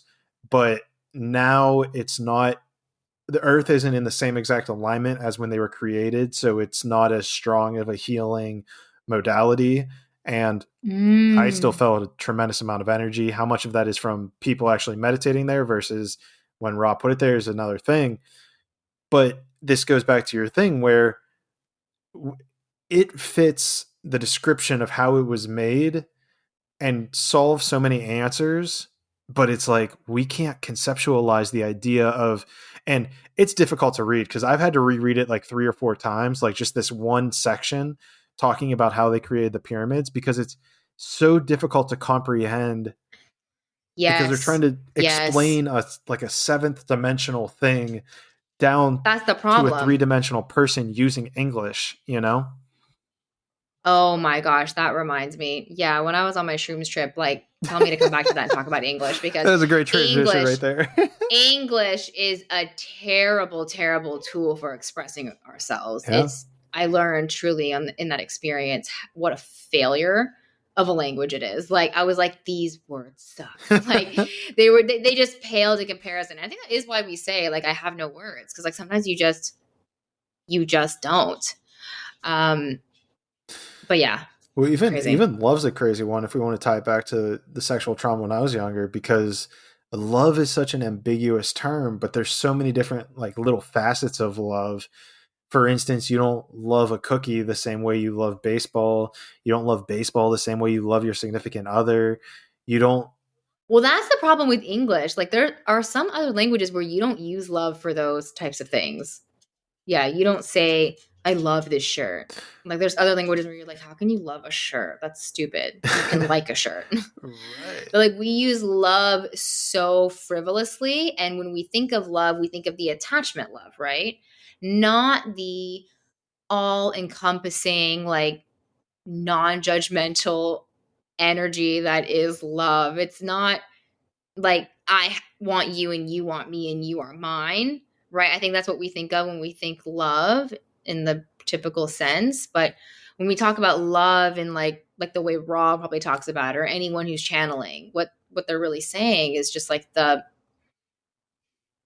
literally like just high vibration. Like It's like the pure that's all love oneness. is. It's like the Yeah, that's bliss. it. Just the merge, like the merging of light and dark, like moving away from separation. But yeah, I mean, you said such a wise thing earlier about the raw thing and how it had been divided, and so like then all of us are just like little pieces. Yeah. Yeah. Which is, yeah, I mean, that's crazy in its own right. And even going back to the love aspect, right? If you say that you love a shirt or you love any physical item, wouldn't that technically be a lower vibrational frequency of love because you're attaching it to a physical item as opposed to the pure, almost, let's say, bliss or Yes. ecstasy of life? You're reducing love. Yeah. And I think that's why it never feels as good when you like get any of those manifestations prematurely. Cause like you're trying to make love as small as a car. Bad move. You're trying to make it You're literally a trying, car. yeah, you're trying to make Yeah. love as small as like this one human consciousness, like that person. I think it's crazy when people say like it has to be this person. I can only love this person. It's like you are being so severely limited in your ideas and concepts of your understanding of love because love is infinite, Well, even that creates right? attachment too. Yeah, but we reduce love to these things and then we say I'm going to feel love when I get them. Right. And this is how the universe essentially like what do they say? It hides from itself. Like it's the greatest game of hide and go seek is what Alan Watts said. He's like because the thing we're looking for is like the looker. It's like I haven't heard that and you're quote yet. looking you've got to read Alan Watts. He's so good. Yeah. He talks about how basically consciousness, ego and all of that is just this great big game of hide and go Oh no, seek. I've heard of Alan Watts and I've heard a lot of his Yeah. speeches, but I haven't heard that specific one. Yeah. Yeah. And we're all just playing this game with ourselves. We're looking for ourselves. But it's like you are what you are looking for. And I think that's the message that we hear from all of these spiritual teachers. Like, now the messaging is more like you are the guru. I saw someone recently who wrote a book called You Are the Medicine, and it's like it's all the same story. It's like it really is you that heals yourself. It's nothing outside of you.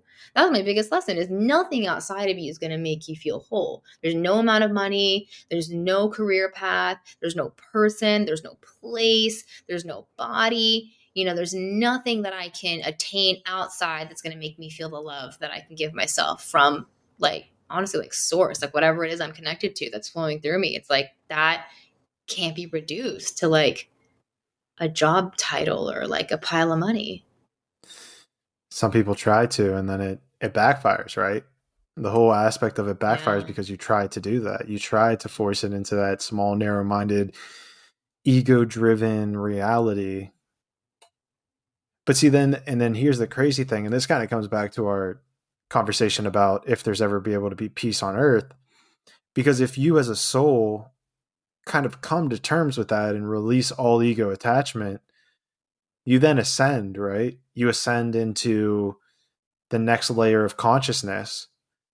So then you effectively Yeah. leave this earth, right? Like you wouldn't be coming back because you kind of learned all the lessons that you need to.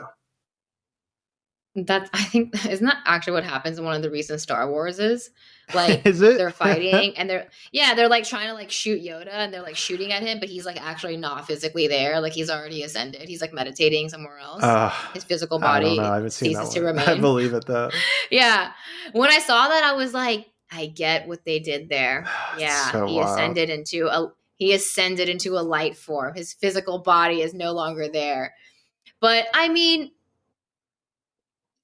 but I think we can also ascend while still being physical. And I think there's also too much focus on like the ascension. It's like, but also like you're in a physical body. And like one of the most, you know, ascending or spiritual things can be like just having this like delicious human experience, like being physical, like letting yourself be this dense being and know that your consciousness of course is like always 5D, but like I'm very wary of people who are like, oh, like I'm in 5D all the time. It's like, no you're not. Your entire freaking body is 3D. So it's like I kind of feel that I hop in and out of like 3D 5D, and like, you know, you can hop into 5D like meditating in the pyramids, right? Like, you know, That might journaling have and been connecting with 60. whatever.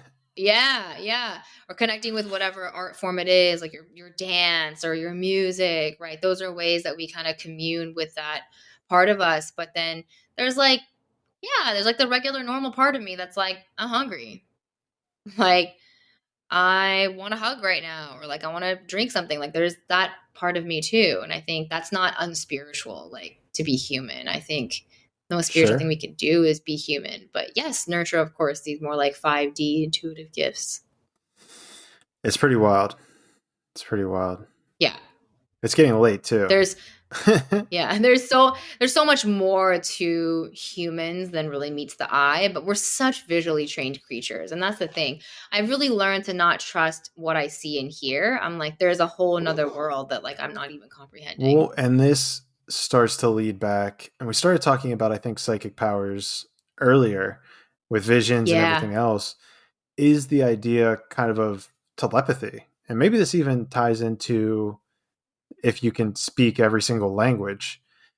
Because Mm, telepathy, right, is just if I am so unblocked as a person, purely expressing my purest essence, and you're doing the same, then we should be able to communicate without using our vocal cords, right? yeah. And we do. We do that all the time. Body language. That's true. But would that Yeah. be a subset of telepathy? Would that Yeah. Absolutely. hmm, You can know what someone's thinking. that's true. Telepathy's real. Yeah, you totally can know what someone's thinking without them saying anything. Yeah. Yeah, it's already a real thing. I guess what I'm trying to think back on situations.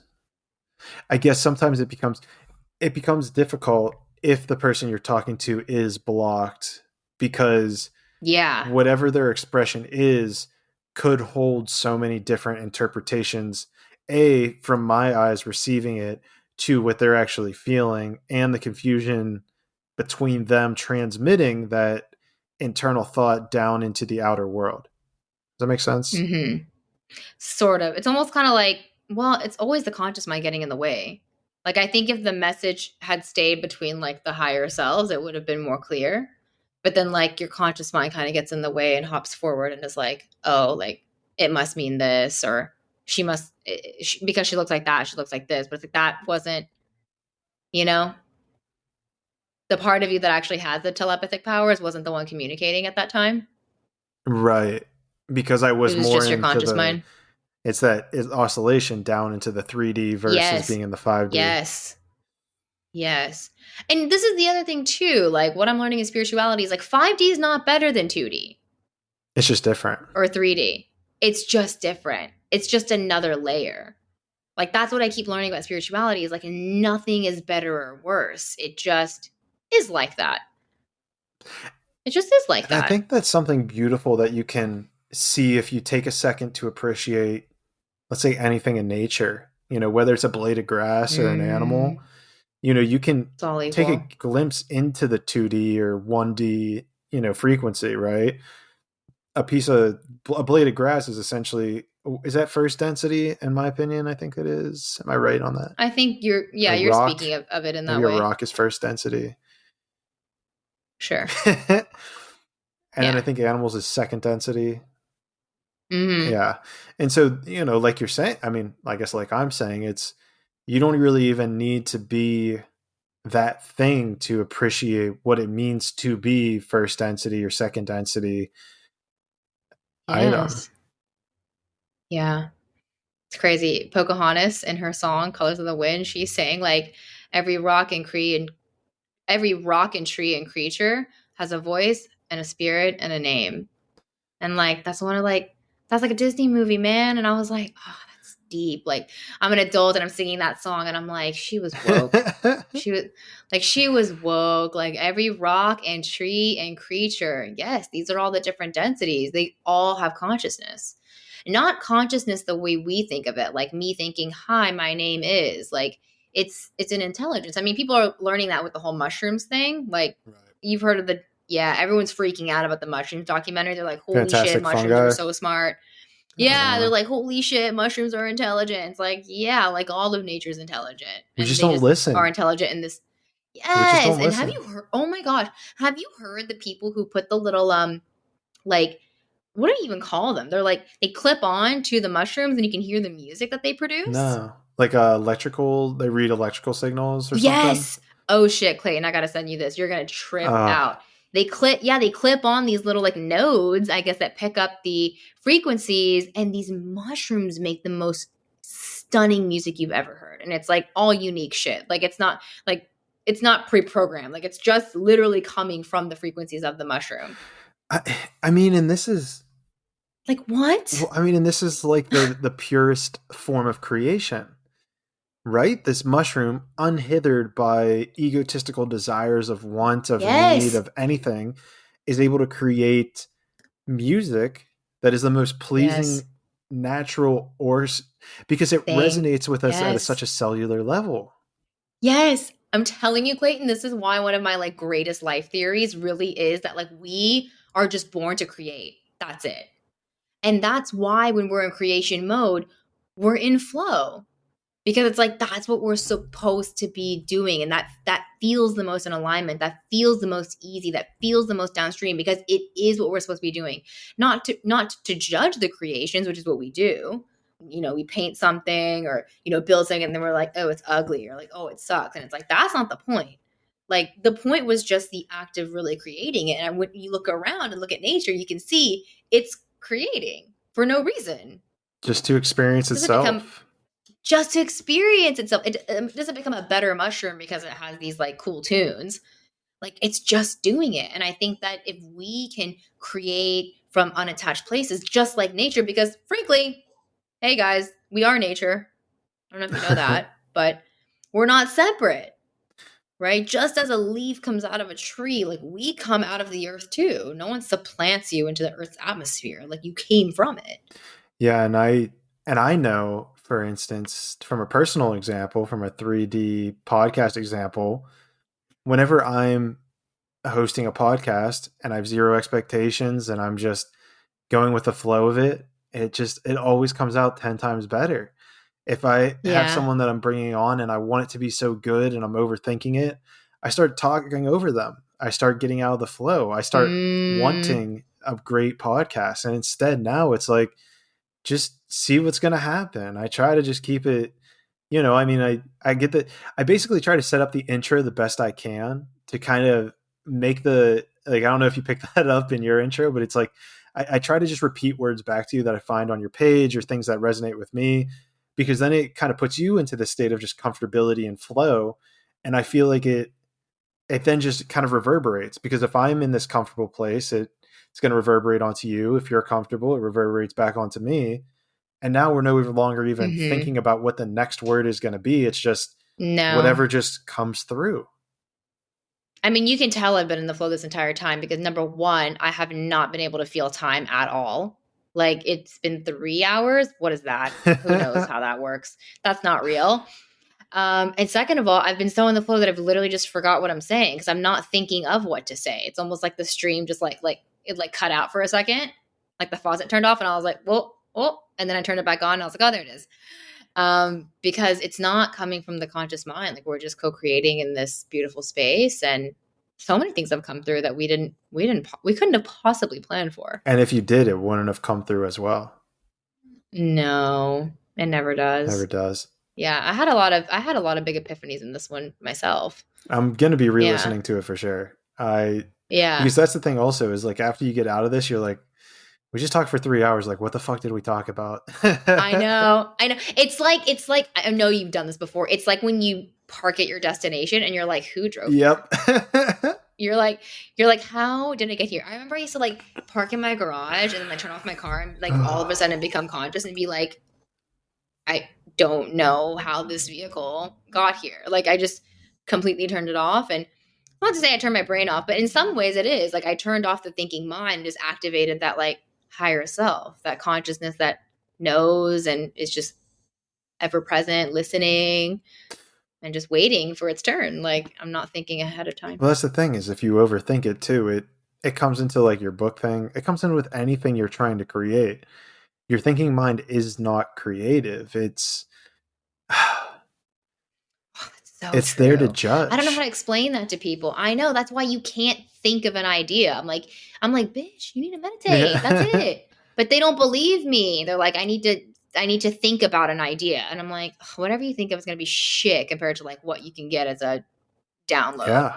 Like when I'm like running out of ideas, I'm like, this is the time when I just need to like go for a walk. I need to just like chill in nature. Like all the ideas they're there. But when I'm trying to find them in my own mind, I'm just filtering through like all the shit I already know, like all the judgments. You're right. The mind is only there to judge. It's not there to create. And that's why we have to tap into that other side of us. That's not the logical mind, but most of us are identified with this part. And that's something I recently experienced when I created these memes because I kind of realized I was like, oh, like, I want to grow more on my Instagram account. How can I do that?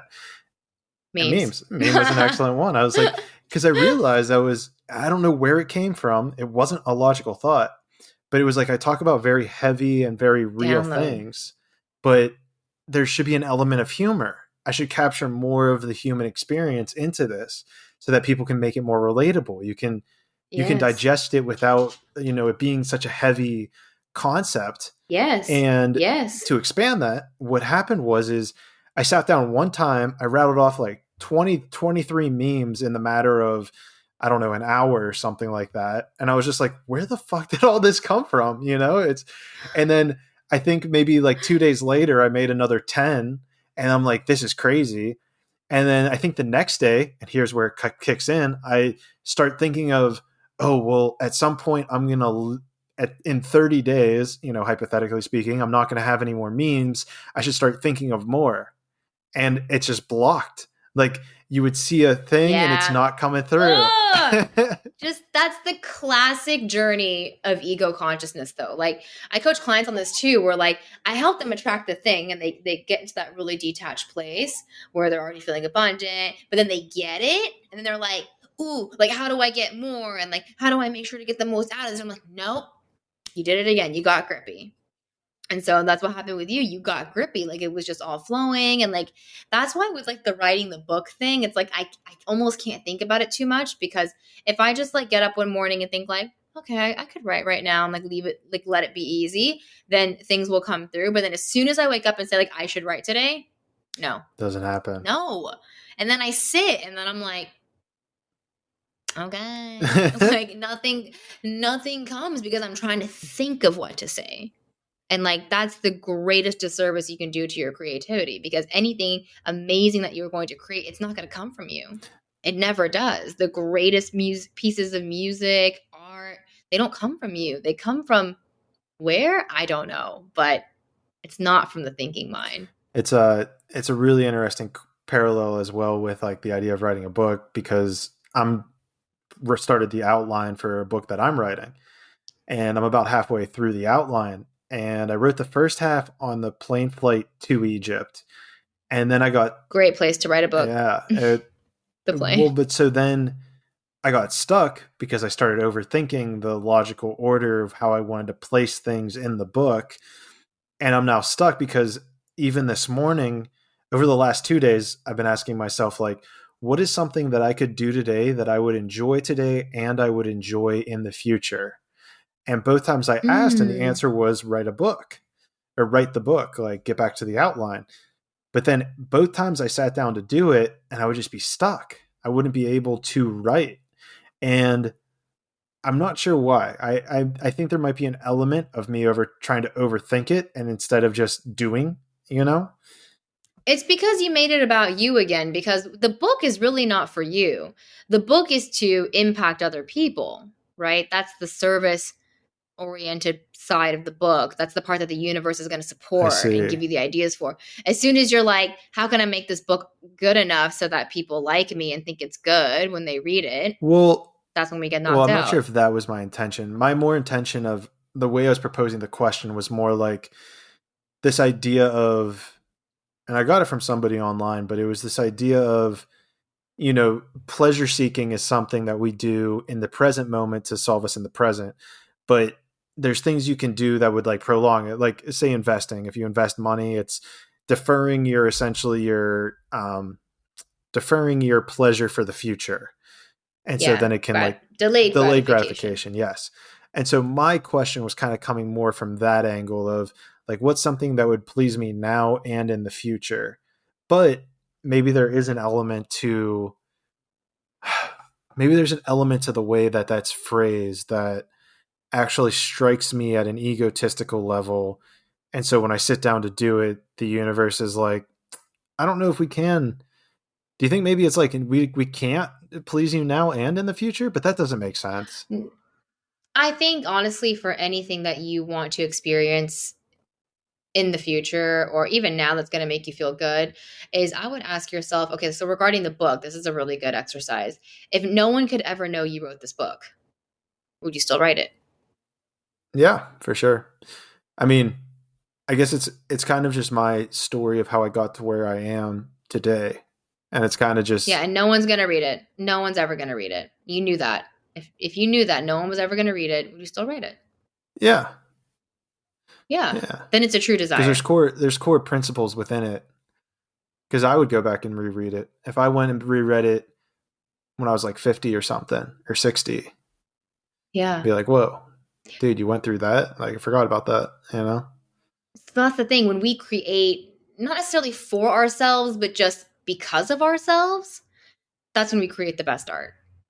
If we go out there and we think, how can I, write the book that's going to resonate with the most people or like make the most money, or like, how can I paint something that a lot of people are going to like, or create music that people are going to like, then we get knocked out of it. We're not being ourselves anymore. And notice that the most random weird things that you wouldn't think that everyone likes ends up being a hit. Like, I think of Bohemian Rhapsody all the time. Like, that wasn't a song that they wrote thinking like, oh yeah, everyone's gonna love this. Actually, everyone was like at the label, like, yeah, we hate this and we're actually not gonna do this. And they were like, no, we are, because we love Interesting. it. Yeah. And it's like, I think when it comes from that true place of like just being connected to you, and no matter how weird it is, it's like we know when something's authentic. So even though that was weird, we were like, I like it. Yeah. It feels true. I think we resonate with the truth at the heart of it all. Well, then, hmm. Because there's some level maybe where I'm writing, because I kind of wrote this in like, let's say the foreword of it, where it's like kind of set up for a very specific person, basically myself, let's say. Yeah, And, but at the same time, I do still want it to help people. So is there, it will, but, because there's going to be people like you right. on their journey. So, hmm. So I guess I'm trying to figure out, because you said the way you see it is that if you do it to help, to try to reach the most people. Maybe that was it. As opposed to trying to reach the most people, it's trying to help the most people. Well, yeah, if your intention is by reaching them, you'd be helping them, right? Right. It really is like, are you doing it? That's a big thing. Like, are you doing it for others or are you doing it for yourself? Anything you're doing for yourself, you get burnt out on. Whatever you get, it never really satisfies. It's like the traditional lesson of like, giving is receiving. Right.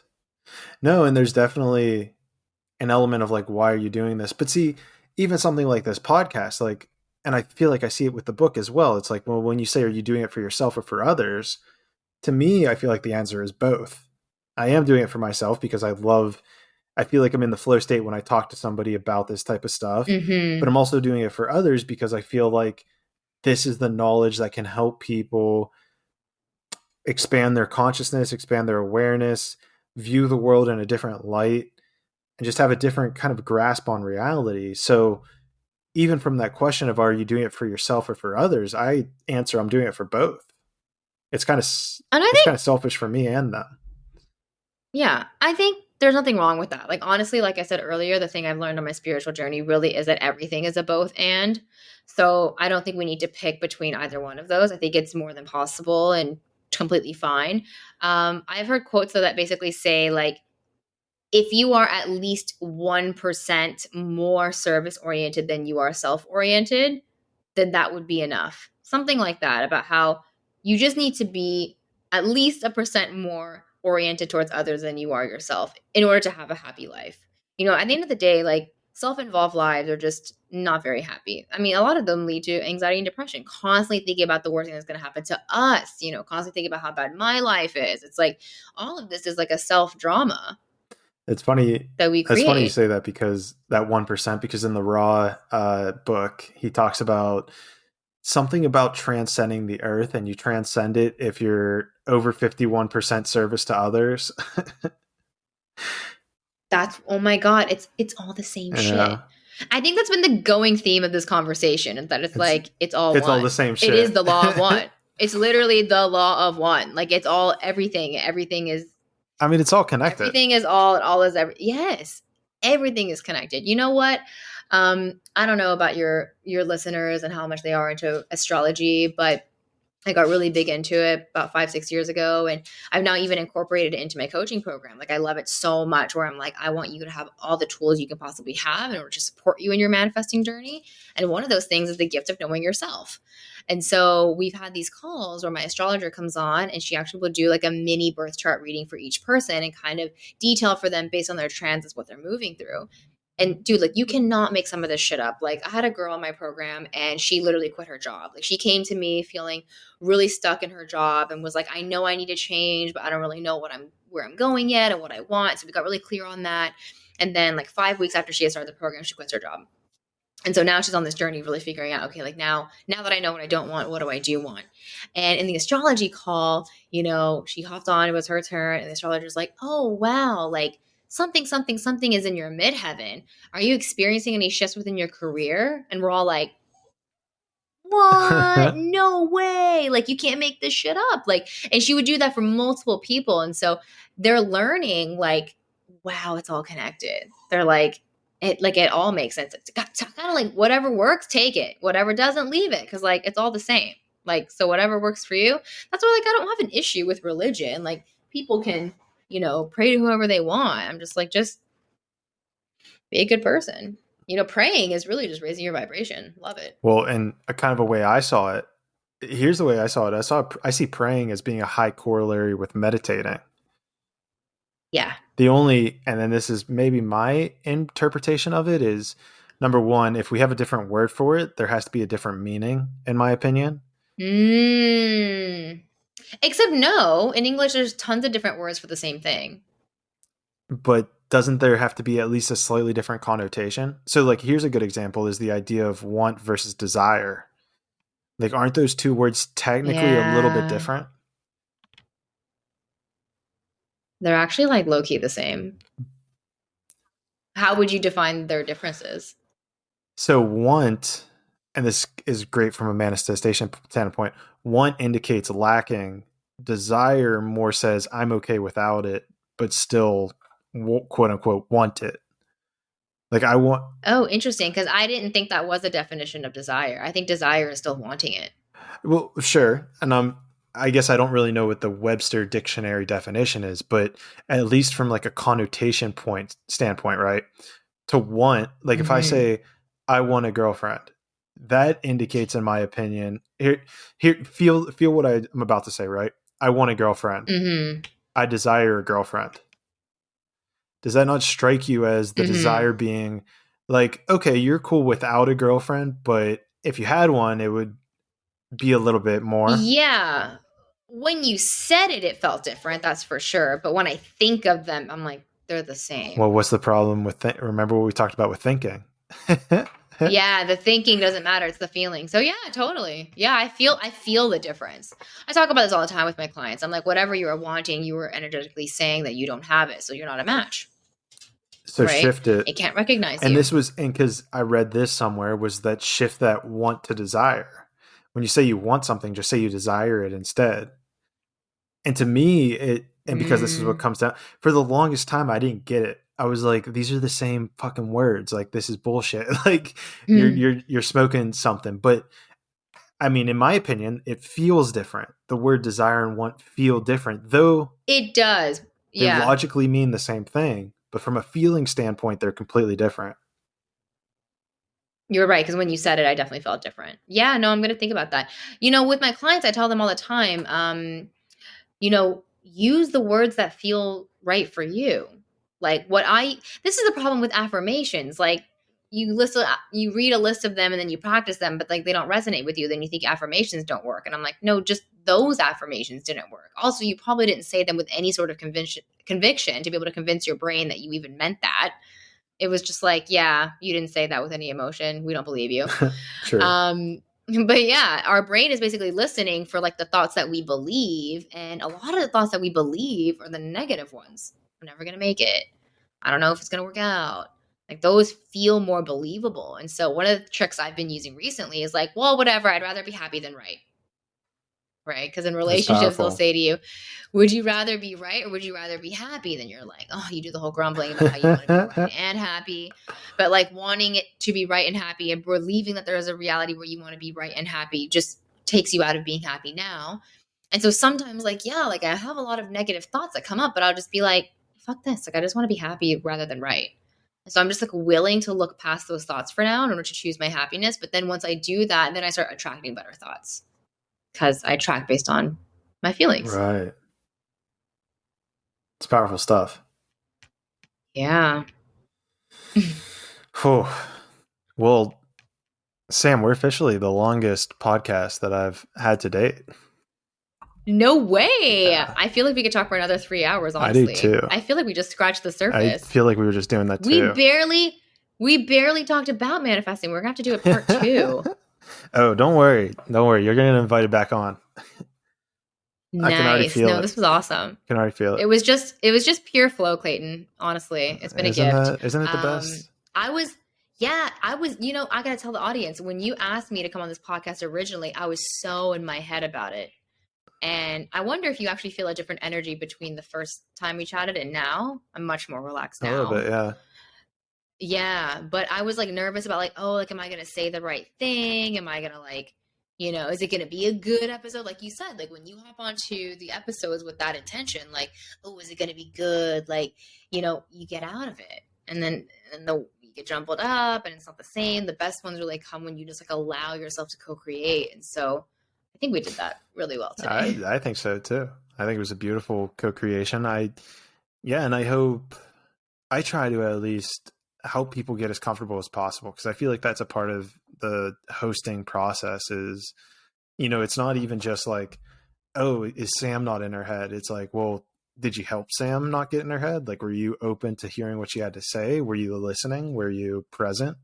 Because if I'm not present, then you're going to feel that and it's going to close you up. Yeah. No, you're great. Thanks. Love this. Love the compliments. I could talk long. I could talk longer, but if you want to schedule a part 2, it's fine with me. We can do that. We're definitely going to do that because, I mean, honestly, it's getting late here. I'm on the East Coast right now. So Oh, darn. You're almost at 10 p.m. Yeah, So, I'm all getting right. flooded with all these LEDs Well, right now, so might be hard to sleep. But yeah, I usually wrap these up by, do you want to say anything to, the audience? Do you want to promote anything? Do you want to encourage people? Floor's yours. well, if you're curious to know more about me, you can find me on Instagram and TikTok. I'm simplifying.sam. Join the TikTok Strong family. We almost have 500,000 followers, and Congrats. Instagram is paling in comparison. But to be honest, I post a lot more on there. So follow me there. If you kind of like this conversation and my vibe, I actually open up a coaching program 3 to 4 times a year, where I coach in intimate small groups. I do a little bit of one-on-one coaching as well. And so my goal for you is to really uncover all of your limiting beliefs and blocks to be able to manifest everything that I absolutely know is possible for you. Because like Clayton and I talked about, which is the law of one, what is possible for me is possible for all. And that goes for everyone in this universe. So I know it's possible. And so I want to help you get there. And if you're a fan of me, you're a fan of yourself, right? Yes, exactly. If you're a fan of me, you're a fan of yourself. So anything that you can recognize in another is held within you. I love it. I mean, guys, and Sam's going to be back on. I think we've already established that and we have the longest podcast in our show history. Then you got to be back on. Like, it'd just be rude. Yeah. I can't believe that. That's and awesome. Honestly, only cutting it off because I'm starting to kind of like tire out, and it's only gonna, it'll sacrifice the authenticity kind of portion, if you know what I mean. No, we need the quality. You need the connection to source. Exactly. You got to replenish. You got to replenish. Well, I'm still trying to fix my whole like sleep schedule, because and if I'm being completely honest, I had like a headache all today, and I was like, oh, is this gonna work out? And kind of had some negative thoughts, but here we are, and I think it was absolutely beautiful. That's the thing. Everyone has negative thoughts. The goal isn't to get rid of your thoughts. It's just become aware of them. And then as soon as you notice them, just shift them. Yeah. That's it. Well put. We'll wrap it on that note. Guys, Simplifying Sam. I'm going to throw all your links down the bottom, so I'll grab them for you. And guys, check her out in the show notes. Other than that, Conscious Monkeys, I hope that you guys enjoyed this. And other than that, let's continue to grow together.